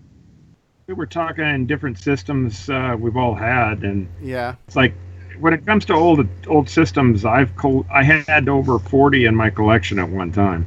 Wow. How many different brands was that? How many different what? Brands was that representing? You had 40 different types of systems? I had, 6 of them were Apple, and 4 or 5 of them were CoCo, and the rest were all different systems. I had Panasonic JR200, Auric. I had an Auric One and an Auric Atmos, and now I just have an Auric Atmos. The NEC Trek. The what else? Apple III. MSX Turbo R. Geez, I don't. You're quite system remember. agnostic. Yeah, and I've written code for the. Well, I tried out the JR200 in BASIC, seeing how the programmable character sets and stuff worked. It's an odd dialect of BASIC. The the Oric I programmed in assembly, and it's kind of like an Apple with a single channel. What's that music card? Doesn't matter. I programmed an assembly on the Apple, the Acorn Atom. Even I've never had an Acorn Atom, but it's another 6847 machine, and the VZ200. Wow. I'm pretty system agnostic. Yeah. Michael Newman's asking or mentioning the Timex. So there was the ZX Spectrum and the Timex Sinclair 1000. Anybody have one of those? Yeah, I have 7 of them. ZX81, TS1000. They're cheap. Take a dozen. Yep. Yeah. Speaking 4K about basic. Sinclair, did you guys ever watch that YouTube movie Microman? Yeah, Microman. Yeah. Yeah. It's about finding a Sinclair. Yeah. Yeah. Fun to watch. I had the what is it? The Plus 2 Plus, the Spectrum 2 Plus or something, whatever it is that has the built-in tape drive. Right. The QL Didn't have the QL. QL had the 68008 in it. It was kind of cool. Yeah. Yep, it's kind of a neat OS in that.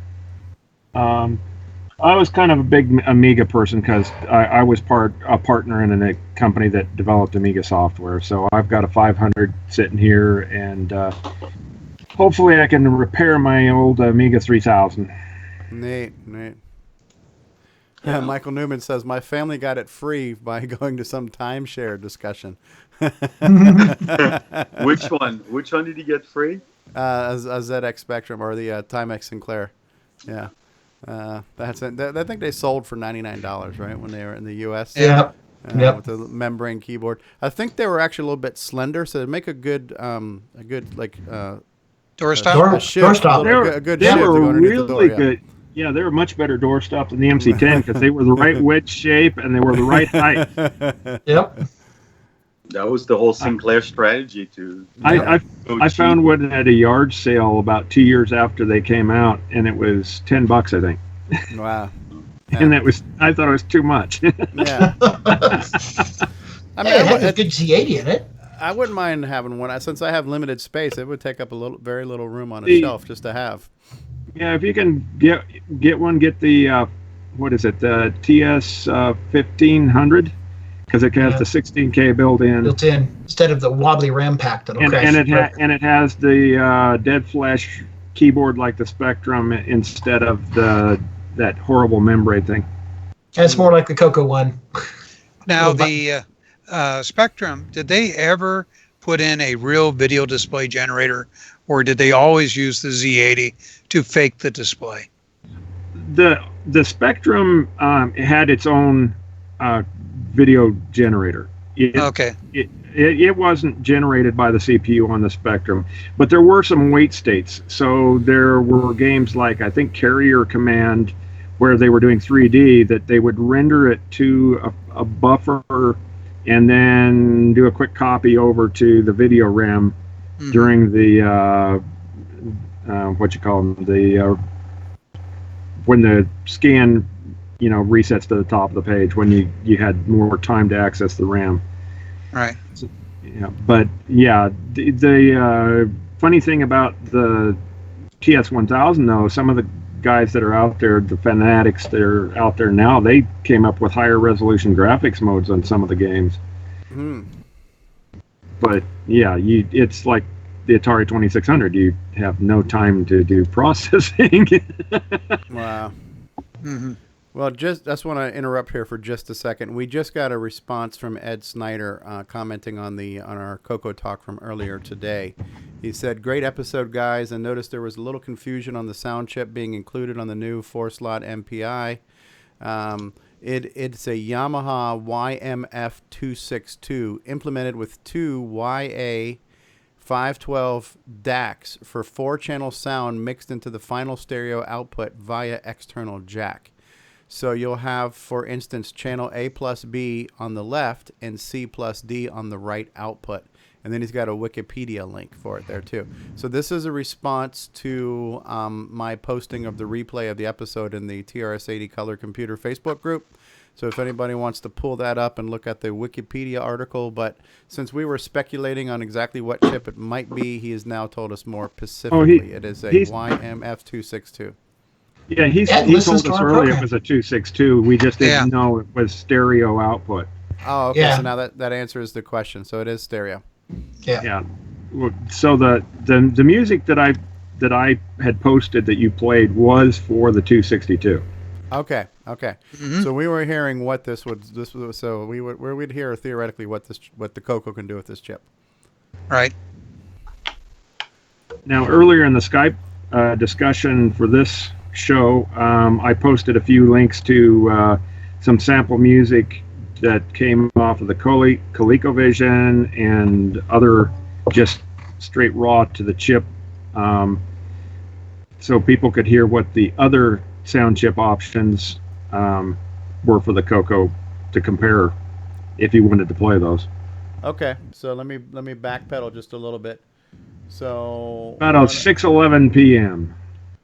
Okay, well, your time's on. So I just one here that says ColecoVision Music. The ColecoVision had the same sound chip. Okay.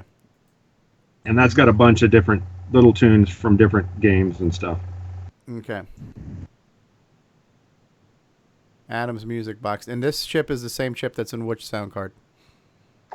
That is the same as the Game Master card and the what was the one that's off the serial port? Candy 1000. Okay, so this is the same. No, the new expansion off the Sursound. Sursound. Oh, Sursound. Okay, Sursound. Yeah. Okay, yeah, and so it's and Tandy 1000, if that matter. And the PC Junior.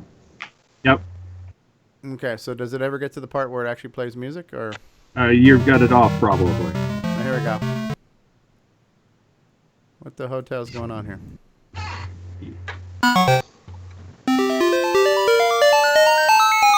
Oh, it's just doing little samples, I think.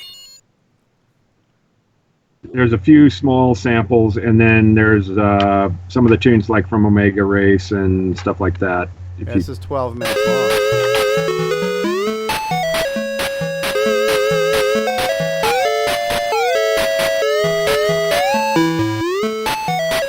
Sounds like computer porn to me. Yeah. Very old school. Okay. So this sound chip here is the same sound chip that's in the ColecoVision. It's also the same sound chip that's in John Linville's Game Master cartridge that Farfall is using and that is available for developers. And it's the same one that Alan Huffman is using in Sursound, his serial port based one. And as you can see here, it's a decent sounding chip. It's a very period correct chip-tuney sounding music, and it's good sounding. So it's three voices of music, 3 music channels, 1 noise channel, right? Yeah, and it's square wave sound. Square wave sound, right? And the only point I was trying to make earlier, and I think we've had and cleared this discussion, was when I was playing the Farfall sample. I was just basically saying the Farfall music is not as complex as some other music, so don't judge the chip just based on that, because it's it's just 2-track music. It's not 3-track or anything else. So here we're hearing some like 3 voice harmonies and some. So here you hear more instruments at once, right? So right.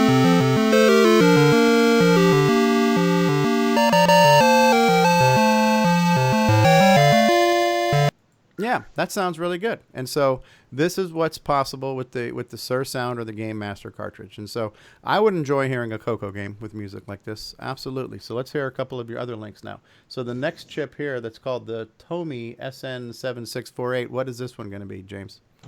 Tomy? Oh, Baltimore. It's a song. Okay. It's somebody just translated it to the sound Okay, chip. so what is the SN76849 chip? What is that chip similar to? That's the chip. Same one. That's the same. Same one. CoCo GMC or the Tandy 1000 or the PC Okay, Junior. same chip. Okay. Same chip. Oh, wow. Oh, this is that. Yep. Baltimore Tarzan boy. Yeah.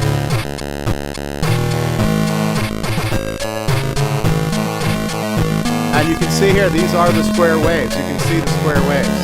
Yep. So that's kind of like an audio oscilloscope there, showing you the wave patterns, huh? Yep. Okay. There, and the other one is the Doom soundtrack, which was actually originally FM music, but Okay, on the same chip. on the same chip. Okay.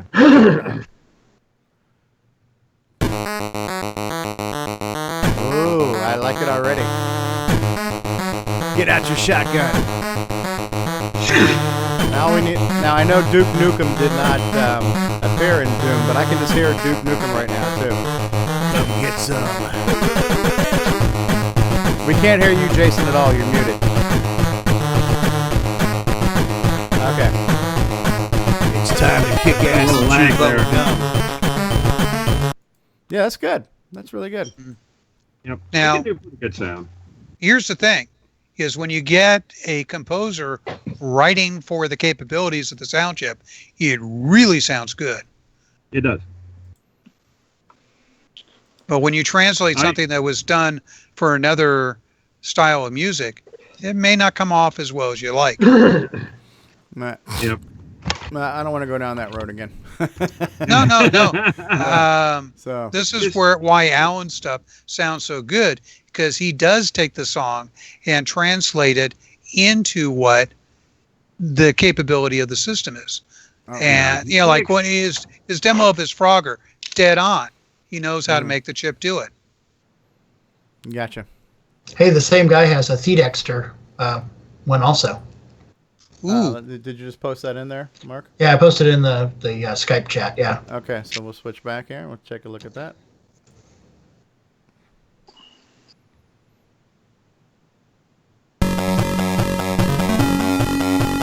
This actually sounds better than it did on the Tandy 1000.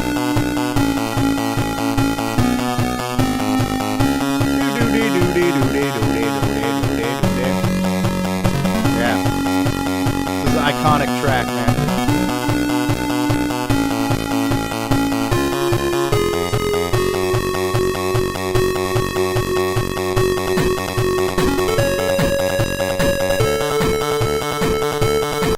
Yeah, I think what the Tandy 1000 version of Thexter did is it bypassed the percussion track completely, because I don't remember hearing drums in the Tandy version at all. Well, they may have expanded on the original tune, because some of these are stuff that the person that posted it came up with.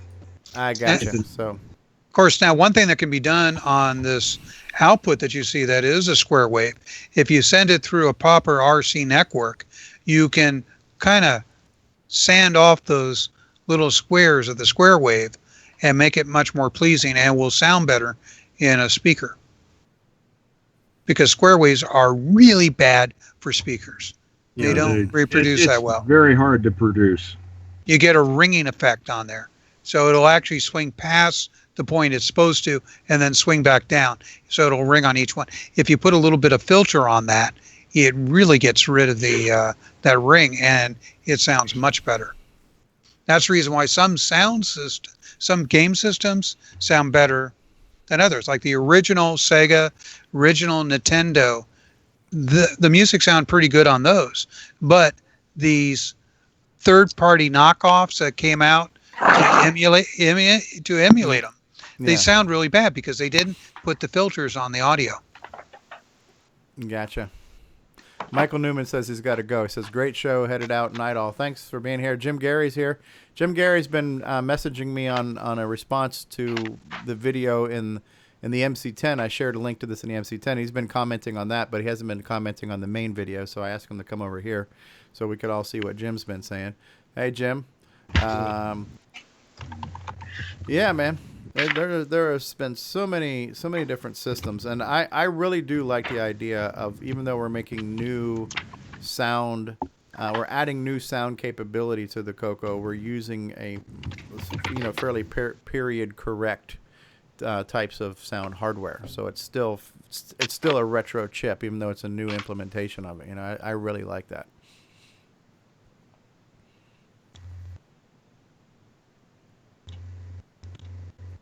Good stuff.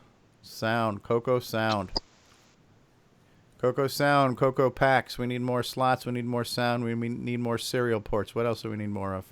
We need now games and software to take advantage of it. Yeah. Software. Cup holders. We need cowbell. 16 More cowbell. MPI. We need a player to work with those new music Editor. programs and an editor to edit it for cross development off of the PC.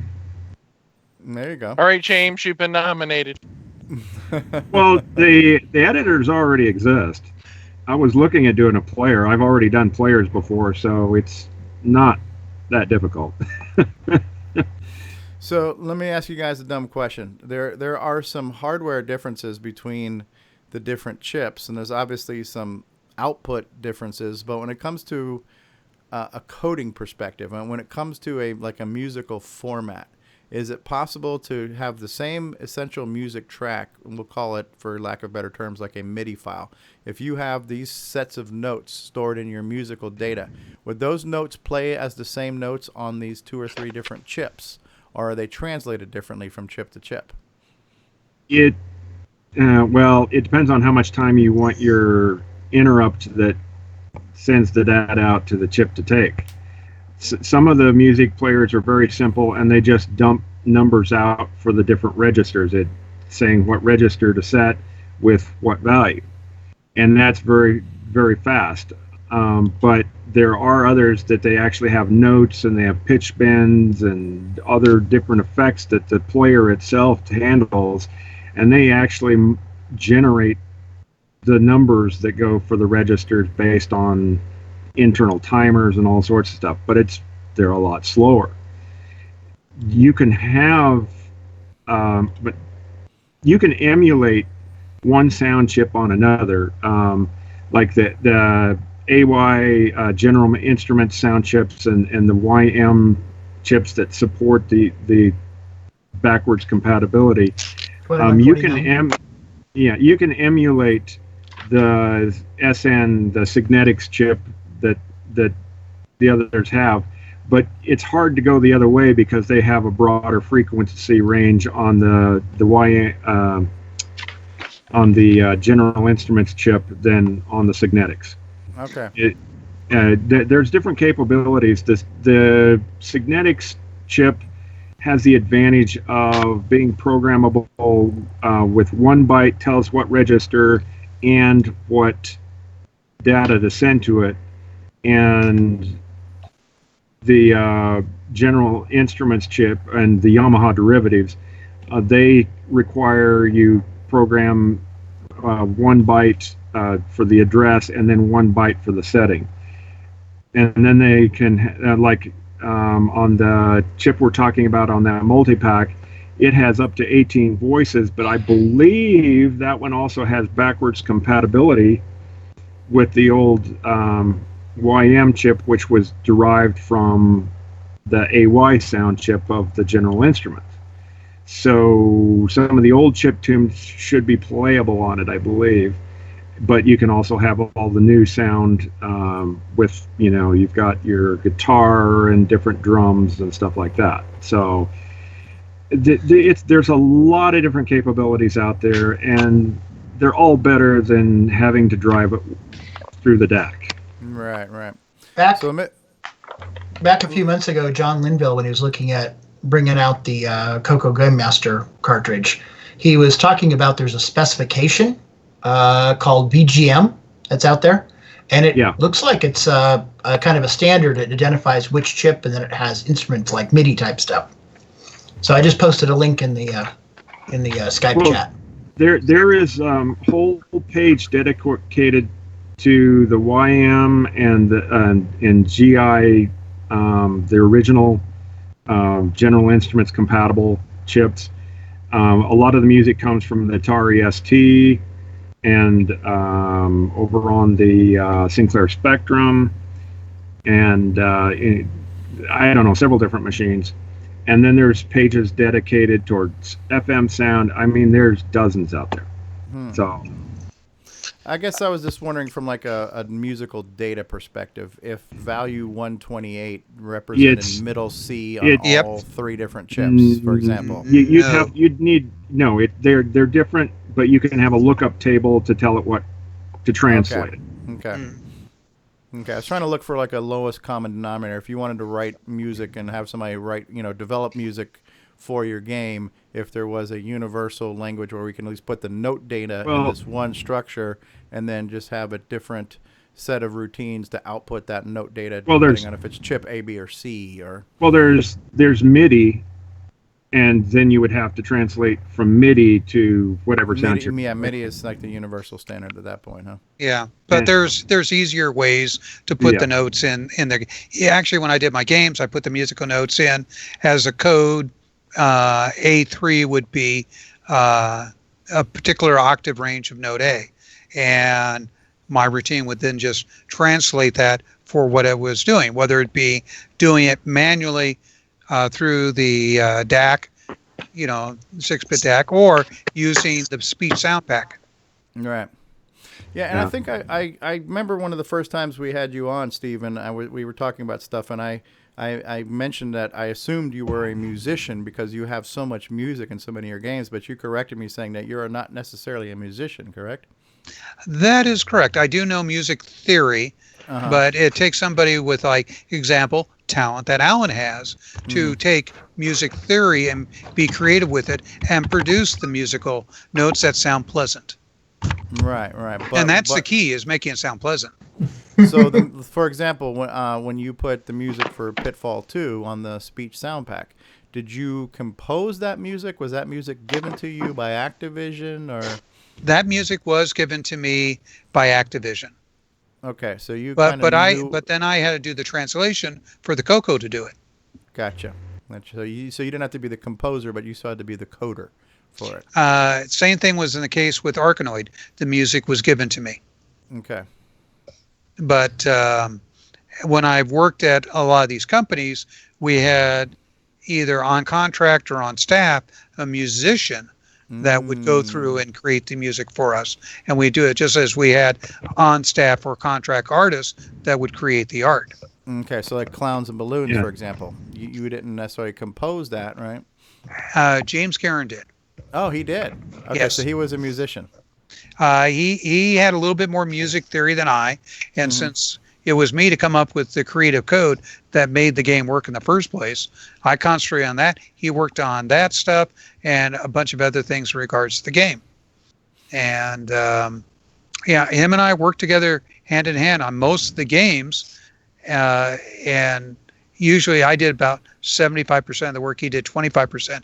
But occasionally, one of the games we worked on, instead of me getting the credit, I gave him the credit, such as Shooting Gallery. Because back in those days, Datasoft only gave one person credit for the game. Sands of Egypt. Sands of Egypt was the first multi-credit game. Wow. One of the things you got to be careful of when you're going from one chip to another is you have to know what system it was coming from, because they can clock the same chip differently from one machine to another. And you have to transpose it based on the clock speed. Right. So it's like an instrument that's not in the same tune and the same key. Exactly. So you have to, but that's where the drivers come in. They translate depending on, because it'd be a totally different information I'd have to give the speech sound pack compared to doing it manually with the DAC. Right. On a little while ago, somebody said that the YMF 262 included all the YM 2149, for backwards compatibility. No, I don't think it does.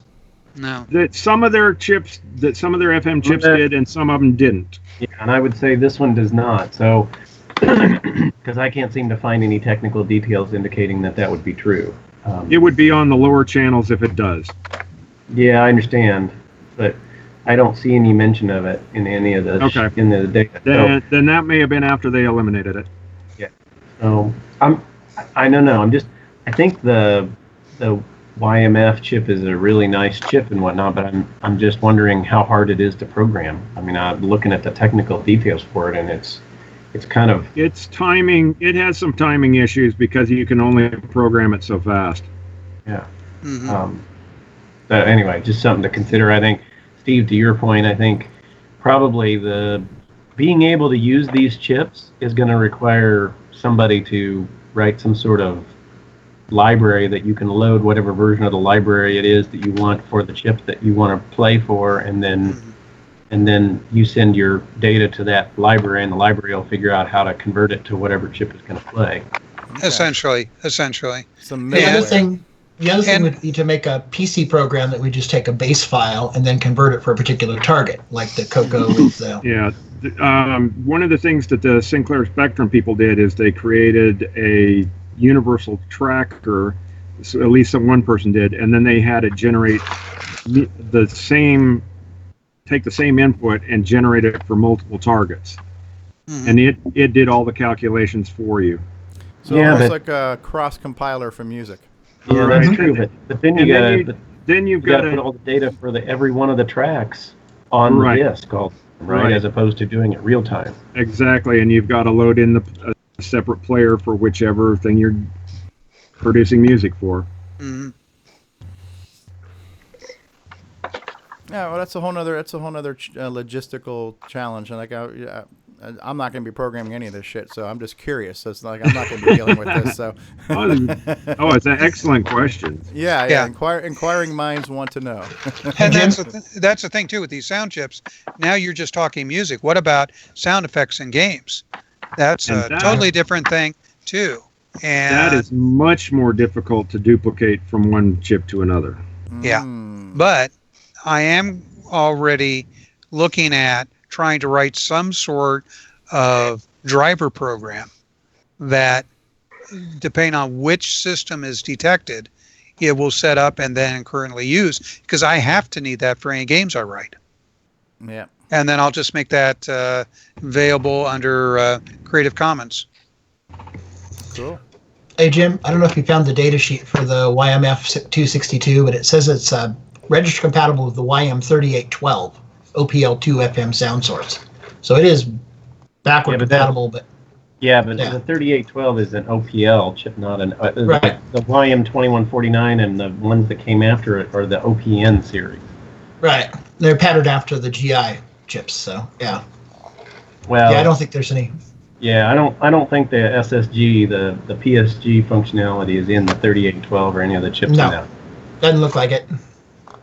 The thing that's nice about it, the TI 76489 and the YM 2149/AY38910 chip, they're pretty simple chips. I mean, they don't have a lot of complexity, so it's pretty easy for somebody to just write a little bit of code and get some sound out of it.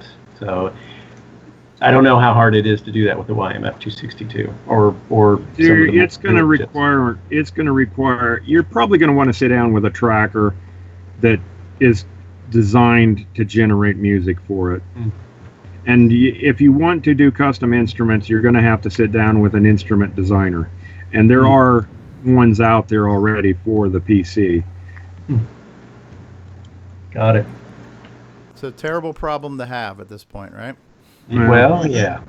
So, and I'm not playing sides. I'm not playing favorites here, but I like that Tandy 1000 sound chip, and we've actually heard it now do some things that I don't think it was pushed to do when it was a new chip. Like this, hearing how this guy did Thexter is a heck of a lot better than how Thexter did Thexter. Well, there's also at some of these computer where they their get-togethers, they have music competitions, and they literally manipulate the channels on these chips to produce different waveforms. Yeah.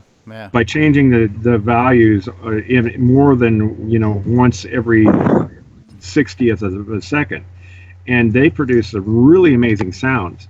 The only thing I have against the SN sound chip is it doesn't have as broad a dynamic range as the General Instruments. Right. And but they all, as within the dynamic range it produces, it can produce pretty much the same thing. And the notes appear to be, for the most part, I always thought it was a very clean sounding instrument, but we heard some fuzziness there when it was playing Thexter and doing some drums. So, like you say, I guess you can beat on it. Well, they're manipulating the noise channel to do that. Okay, so if this is probably similar to what we see some of Simon Jonason's demos, where he's hacking the scan lines to get more colors on screen. We're now hacking the scan lines of the sound chip to get more sound out of it than it was initially designed to do if you follow the rules literally, right? Well, it's more of the issue of, as you get to know the chip, you get to know its capabilities. Same thing with a new game system. Remember when the Xbox came out, the first games weren't that good, but then later they got much better. Yep. It's the same thing. You learn what the chip is actually capable of doing. Yeah. So it's neat, yeah. But yeah, I was really impressed with the quality of that chip. And I think, I don't remember all the songs he had on it, but when John brought the Game Master demo to CoCo Fest last year, he had a ROM that had a music player built in it too. And it went through a bunch of different musical genres and stuff. And it sounded pretty good. And to me, my fondest memories were hearing music on the Tandy 1000 musically. The Sierra Online games were just great master. What they did with only 3 voices. It's kind of like what people did on the CoCo with 4 colors. For graphics and color. Sierra Online was doing with sound with only 3 voices. They were creating, musical masterpieces with some of these things there. And that stuff is just it's stuck in my head. Hearing, King's Quest and Space Quest and Leisure Suit Larry on that chip. For me, it's very near and dear to me. And I would look. I could not hear enough of that. Matter of fact, some of the I was just in a parking lot yesterday, and whatever was on the music in the parking lot speaker was using that chip, because I'm hearing like Muzak parking lot music going through loudspeakers that was using that exact same chip, and my ears knew right away. Oh yeah, I know that sound. I know that instrument. That's the Tandy 1000 chip right there. It was kind of cool. Well, if you go and look at all the sound chips of the day, the Atari not Antic, the sound chip is, I can't remember. Was it called the Pokey? Pokey. The Pokey was also square wave. And you just had one more channel for music. Okay, and 4 voices and sound. Right, and the AY chip, it was 3 channels and noise, and it had a few more settings. And like I said, it's a little better for dynamic range for especially for bass, but they all sound very similar. Yeah. Well, that's the thing, is back in those days with the type of speed the chips had like that, you could only do square waves. It took a lot higher frequency to get in and kind of shape the wave to get the instrument the way you want. Yeah, and the SID got around it by putting a bunch of analog filters on it you could adjust. Right. But it also made for a more expensive chip. Yeah, that's what I'm saying. For like, what's being done for the multi-pack, we can improve the sound with a little bit of filtering. Yeah. And speaking of the SID and the Commodore, Brian Joyce had asked earlier when we were talking about systems, has anybody gotten the new Commodore 64 Mini system yet? Somebody on the chat has. What was it? Posted a picture. Yeah.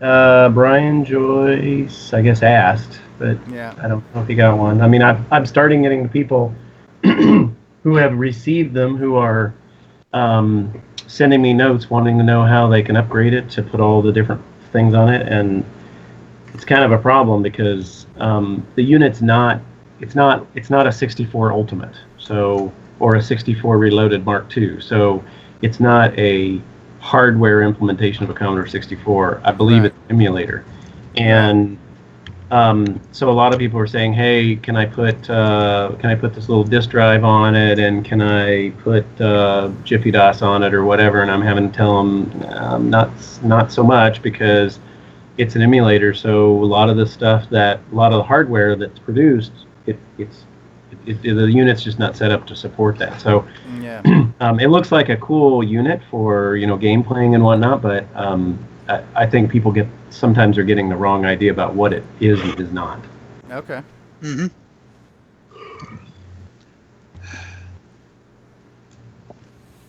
All right. Well, I think we've beat the multi-pack to death. I think we've beaten sound to death. Yep. Is there anything else we can beat? We've been talking for 3 hours. I'm not running out of steam, but I don't know if some of you guys are. But do we want to pick a new topic here? I know Steve Bjork, you said you have to go soon, so Yeah. We appreciate you being here, as Thank you, always. Steve. CoCoCat is here. CoCoCat's hanging. He's not. He's got no complaints. Meow. Keep petting me and I'm good. That's really it. Yeah. Well, I know earlier today we talked about 2 weeks to Coco Fest, being excited for Coco Fest. I don't think we can mention that enough. Our little geek retreat that's 2 weeks away. I am definitely looking forward to that.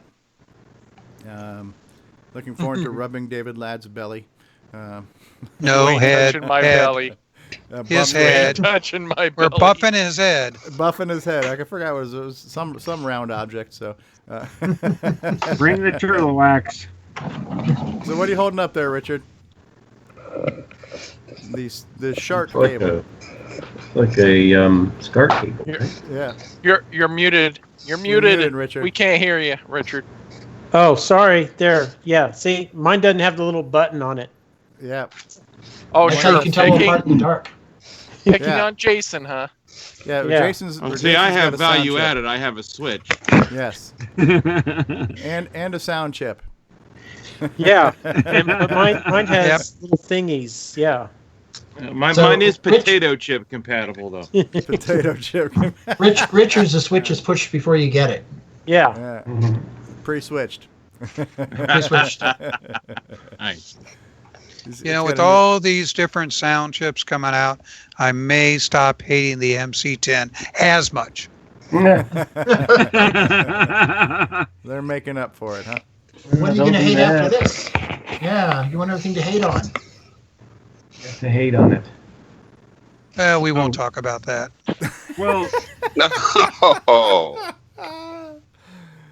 hey, I did learn a lot You about didn't Microsoft. go there, did you? I didn't go anywhere. I don't know what. I'm still right here. Still right here. I'll just say meow. Meow. Meow. I guess I'll have to bring the popcorn. Meow, damn it. I'm Meow. gonna need to bring a lot of popcorn, David. No, seriously, Coco Fest is going to be a lot of fun. Yeah, I want to see Brendan. I think Brendan's still watching us. Hey, Brendan Donahue's watching us live on Facebook. I do want to see the CoCo VGA again. I am more and more interested in this project. I like it. I think it's neat. I really wouldn't mind having one, and I've mentioned this to Brendan too. My biggest thing is that for me, VGA output is not ideal because I don't plug most of my stuff into screens. I like to plug my stuff into capture devices. That way I can watch it on my PC. I can use my PC monitor as my computer monitor, and I have the added benefit of being able to record it live while I'm doing it. So it's 2 for 1. And what I don't have is the ability to capture VGA. And the only way I'm going to get that capability is either have to buy a new capture device or get some type of VGA to HDMI. It's just another flustercluck. It's another box to buy. It's another thing to have. What's that? I'm sorry. What'd you say? That was a flustercluck. And so as much as I would like to have it, Sounds kind of like another term I've heard. Yeah, No, it kind of It's a sounded very like frustrated chicken. it sounded like Cluck. when you said it, Skype hiccuped, yes, and it came out as something else. yes, Brendan. I do have the ability to capture from HDMI. So if you ever and I mentioned that to Brendan, I go, if you ever come up with the CoCo HDMI, then we're good.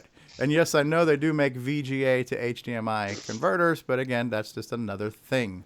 And I'm trying to reduce the amount of things I have on my desk and et cetera, et cetera. There's a little problem, Steve. What's that? He doesn't have the right to use HDMI. He has to go license it. Yeah. Which costs big money.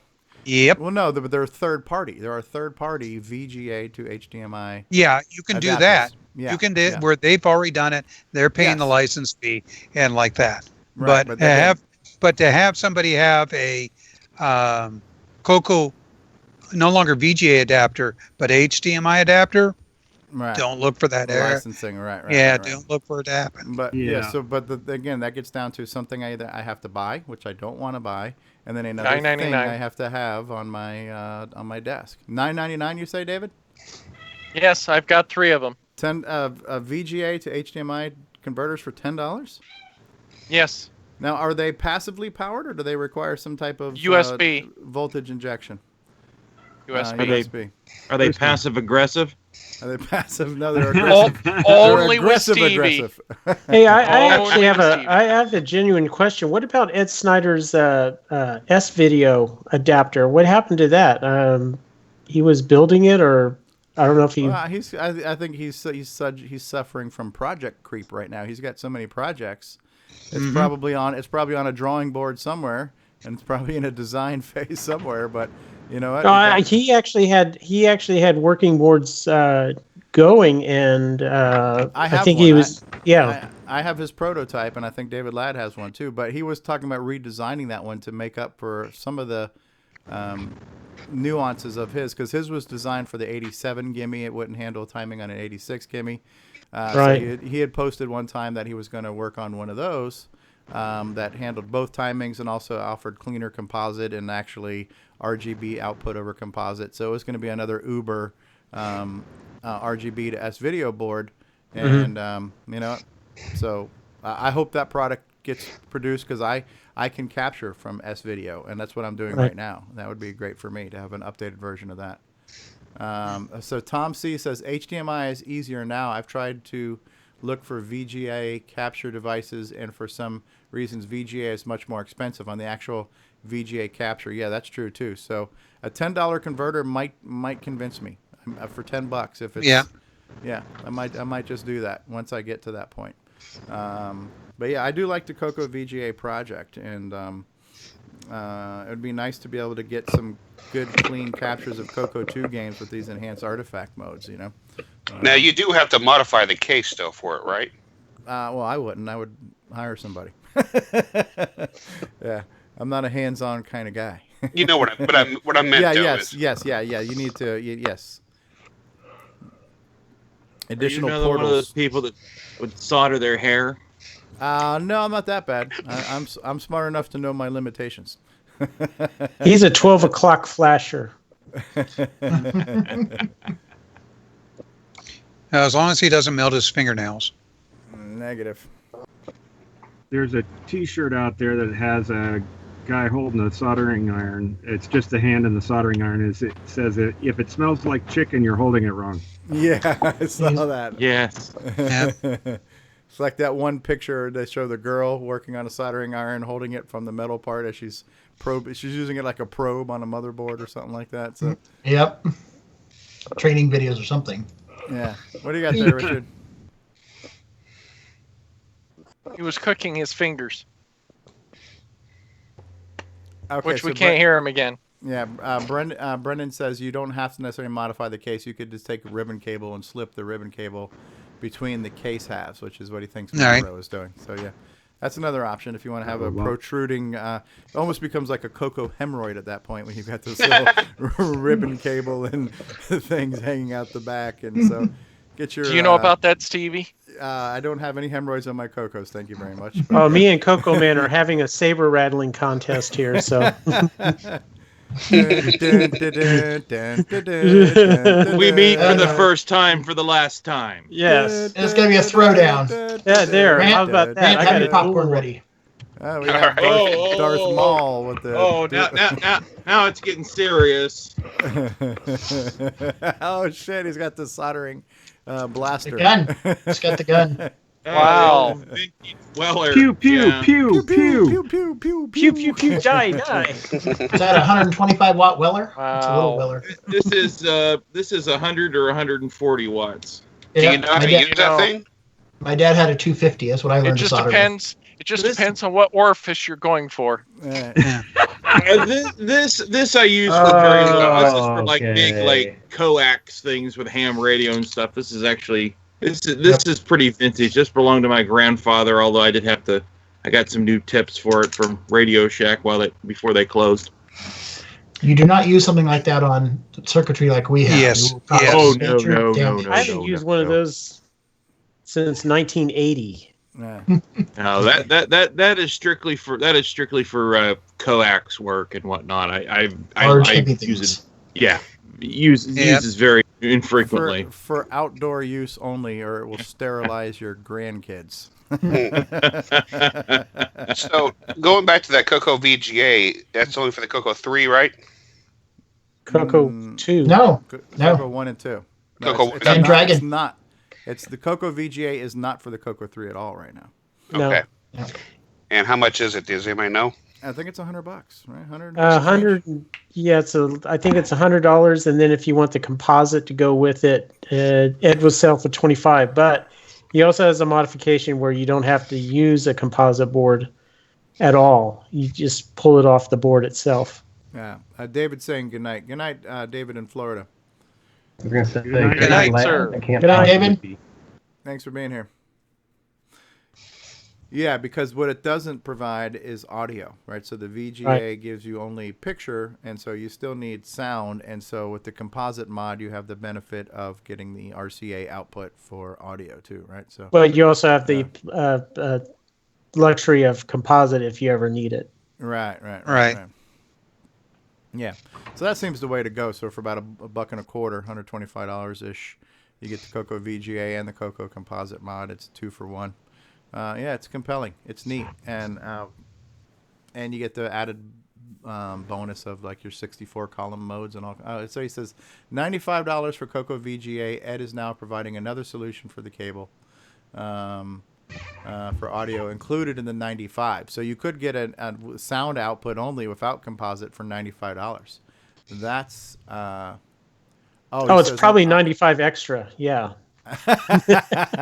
He actually says he's about out of composite kits. Okay, so for $100 to get it with sound. Heck, that's a steal. That's a steal. Yeah. I will eventually probably want to get one of these just to have it. You know, so it's not a need, but it's a wish list item. Brendan talked about the CoCo VGA today on CoCoTALK 53. He was talking about which ones they have in development. Yeah. The 32K Dragon, there's not enough room. You have to use six of the sockets in order to get enough space. But they're working on a new board design. But he said the Tano Dragon should be good. The regular CoCo 2 should be good. They're working on the T1, a board for the T1. Okay. Yeah, of course. The main thing about this is that it gives you graphic or text modes that aren't available on a regular CoCo. Yeah. Right. Yeah, that's palette registers. Yep. You know, so you can definitely see why this is a CoCo 1-2 project, more or less, not a CoCo 3. Yeah. Absolutely. All right. Well, I guess I'll have to order one. Based. It's all VDG based, which the CoCo 3 doesn't have a VDG anyway. So. All right. Does he have these available now, or they have to be ordered? Well, if you were on the show earlier today. I must have been gone to the bathroom at the time. Yeah, he did mention. I think he's running low on supplies right now, and he's worried. But he's got a waiting list right now. So it's kind of up to Ed to produce them, and we already see Ed's got a full dance card. So depending on what Ed's able to produce, he may or may not have some at CoCo Fest, I believe is what he said. Yeah, he did. He is saying in the live chat there's a waiting list. So, hey, Grant, my notes say about 27 minutes after the beginning is where he talks about the CoCo VGA. So you can scrub through and find that. Okay. Right. Yeah, and his website is CoCoVGA.com, and you can send an email to info@cocovga.com if you would like to discuss this with Brendan and get on the waiting list, et cetera, et cetera. So for $100, it's a great little piece of technology. Absolutely. And I believe there's it is infocom also, interpreter for it. Yeah, there's an infocom interpreter for it.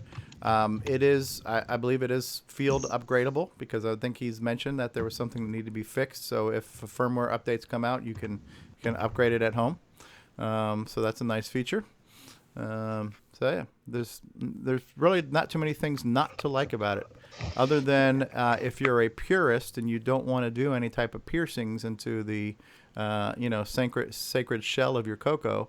If you don't pierce the shell of the CoCo, then you have to get the hemorrhoid out back for that. So choose. And it's also been nominated for a CoCo award at CoCo Fest. It's him and me going up against each other. I'm pretty sure he's going to get it. What did you what have you made?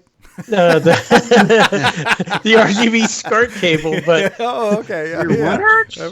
But I think it's going to be a no con. I even voted for Brendan. There's an endorsement.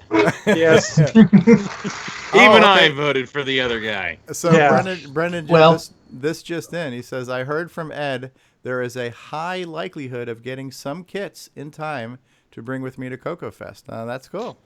Good. Okay, yeah. And I was only asking. I know you make a lot of things, Richard, but I didn't remember which one specifically was. Right. Yeah. I was surprised that I got nominated. I was like going up against Brendan's CoCo VGA, and I was just like, oh no, this is going to be unanimous. That's like unanimous. trying to enter a 10-line basic contest with Jim Gary in it. Yes.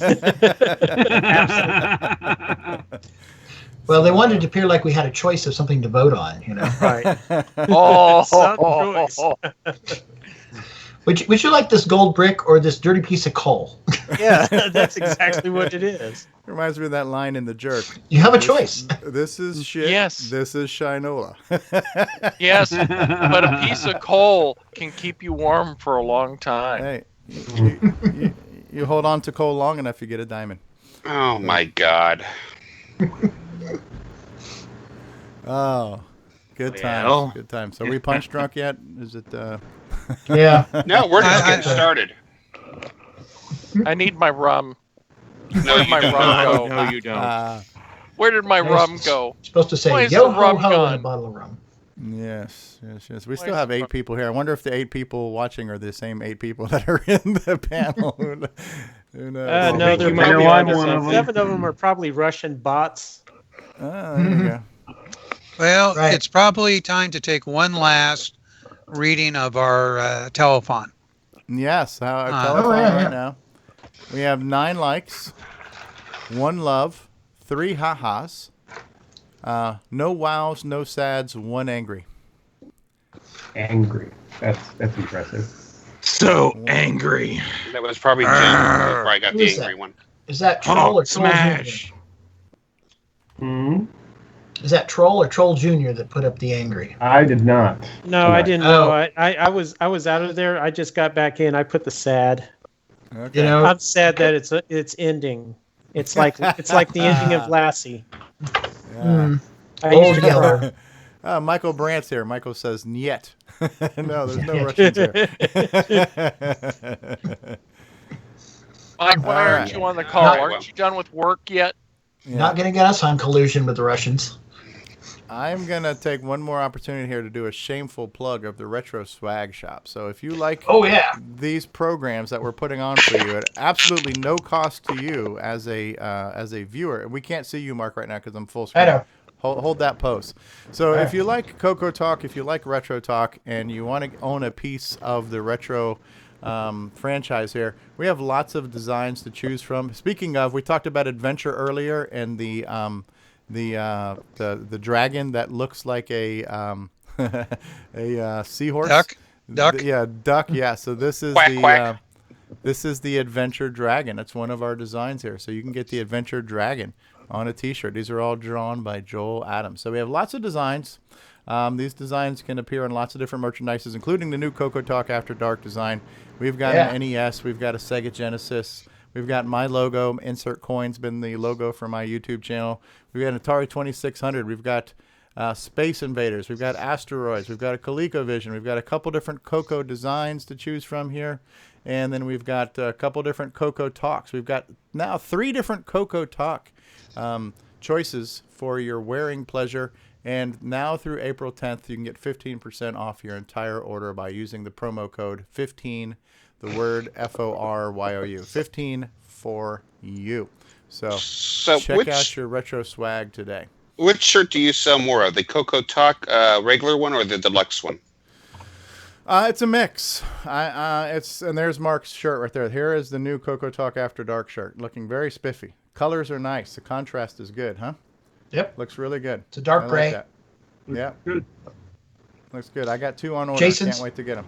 Jason's wearing the red one. The red. There you go. Yeah. So yeah, when it comes to the standard CoCoTALK and the deluxe CoCoTALK, it's about right down the middle, as far as people getting them. But of all the merchandise on my shop, the only ones that are really selling are CoCo ones because we're plugging in on CoCoTALK. As we do more retro talks, hopefully some more of these, because they're all great designs, and it's really cool artwork and it's all custom. It's hand drawn by a member of the CoCo family. So There'll be broader appeal on the retro ones than just the CoCo ones. So yeah, it should be good. No, we're hoping. And so I make $15, $30 a month on T-shirt commissions. I split that with Joel because Joel's the artist, and then the other $15 pays the podcast hosting bill. So we're not getting rich here, but it is a piece of it's a little piece of something you can own to say, hey man, thanks for doing the show. So, hey, Eric Critchlow just joined us, right? As we're wrapping up. Hey, Eric, how are you? Hello, Eric, and welcome. Yeah. All right. So, have we beat this one to death tonight? Absolutely. Oh, we haven't beat it enough. It's gone. One quick little note. It's just a pile of goo. Yeah, go ahead, James. What, James? All right. The patch for the CoCo 3 ROM to make it faster, it looks like that's going to work. Okay. So it'll take a little more time than the MC10, but it looks like I've got the worst part of it worked out. So that's just good news. Hopefully I'll have it by the CoCo Fest. So what's the idea? You're going to have some data lines you poke in BASIC, or you're going to have like a little binary you load, and so it patches due to the number of patches, it's probably going to require a machine language program that you load in. The one patch that patches the parsing code does not let me catch the old calls, so I have to go through and patch the ROM everywhere it's called. What else going to get patched now? Some of it's floating point stuff. The multiply is going to be swapped out. It's going to have a jump at the start of the multiply routine in the floating point, and it's going to call my floating point routine that uses the hardware multiply. It's going to patch the code that converts from ASCII to floating point. It's going to call the hardware multiply using 1/10 to multiply instead of dividing by 10, so that we can use the high-speed multiply. It's going to patch what are referred to in most references to Microsoft Basic, the care get and care got functions that get the next character of the program or the previously loaded one in case it needs to reload it. And if I have room, I will try to patch. There's also a 16-bit multiply in there. I haven't thoroughly tested the code on the MC10 yet, so I don't know if it's buggy or not yet, but it does a 16-bit multiply using the shift and add, and I can replace that with hardware multiply, another jump to a section of code that's going to be in high RAM. Be interesting to see something like Forest of Doom, which is pretty much all basic. See if this has some speed up on them. Well, you'll get with all my speed ups on the MC10, all of them, which is a whole bunch more. I get about 8%. So I figure, based on the percentage differences I saw on these, at least 4%, hopefully 5%, on everything except math intensive stuff. Anything that uses a lot of multiplication is going to be at least 30% faster. Wow, you scared Steve off. Yeah. It's going to be, it depends on what you're doing, but like All's benchmark, it cut the MC10 from 159 to, it's now down to 105. And since the CoCo can run at double speed, it's going to be down in the 40-some second range or something. Wow. On that. And a lot of the astronomical calculations for, calculating positions of satellites or stars will go a little faster. Fourier transforms, a bunch of stuff. So it looks like that's going to be a go. Cool. Cool stuff. Cool stuff. Well, 2 3-hour shows in one day. It's exhausting. Yeah, you guys are troopers. Thank you all for being here. It's no problem. Don't forget our people on Facebook. Yeah, I want to just go back and scroll through who we can. Daniel Shepard's been here. Scott Wendt has been here. Jim Brain has been here. Brendan Donahue has been here answering some of our questions. And Michael Newman. And Jim Gary. And Brendan and Tom C. has been here. James Diffendaffer posting a link. Eric Critchlow had joined us. I hope I'm saying your name right, Eric. I apologize. Tom C. says, put this show out of its misery, meaning put him out of his misery. So we are taking away time. Yeah, we're taking away time from his packet radio right now. So we got to get him back to that. So excellent. Well, thank you guys for helping to do 2 shows in one day, and thank you everybody who hung out and watched with us. It was kind of fun talking about different things and having some different people on the talk too. So I want to thank some of the people from the Florida Retro Club. Yeah, cross-platform people bringing us some Apple talk to our Retro Talk, and I look forward to more of that. So, all right, so we're gonna play the outro. And we're going to call it a night. So thank you, guys. On behalf of who's still with us now, Steve Bjork left and a few other people left that were here earlier. But we still have Grant Leedy and Jim Brain from Retro Innovations and Mark Overholzer and Jason the CoCo Man, as seen at PenFest 99 and 2000, signing autographs at CoCo Fest this year. Richard Lorbieski of Boyson Tech, James Diffendaffer, and David Ladd and myself, Stevie Stroh. We want to thank you all. So we'll see you some other time. Good night, guys. Good night, everybody. Good night, everybody. Good night.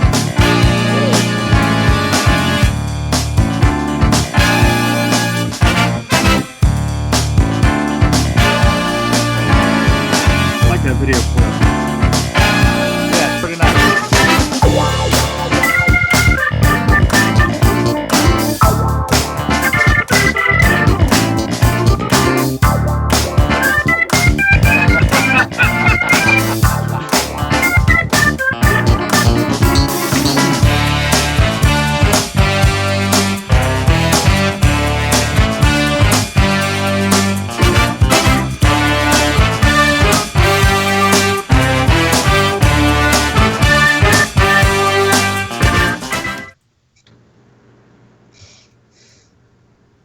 And we're off the air. We're off the air. Yeah. It's a wrap. Oh, yes.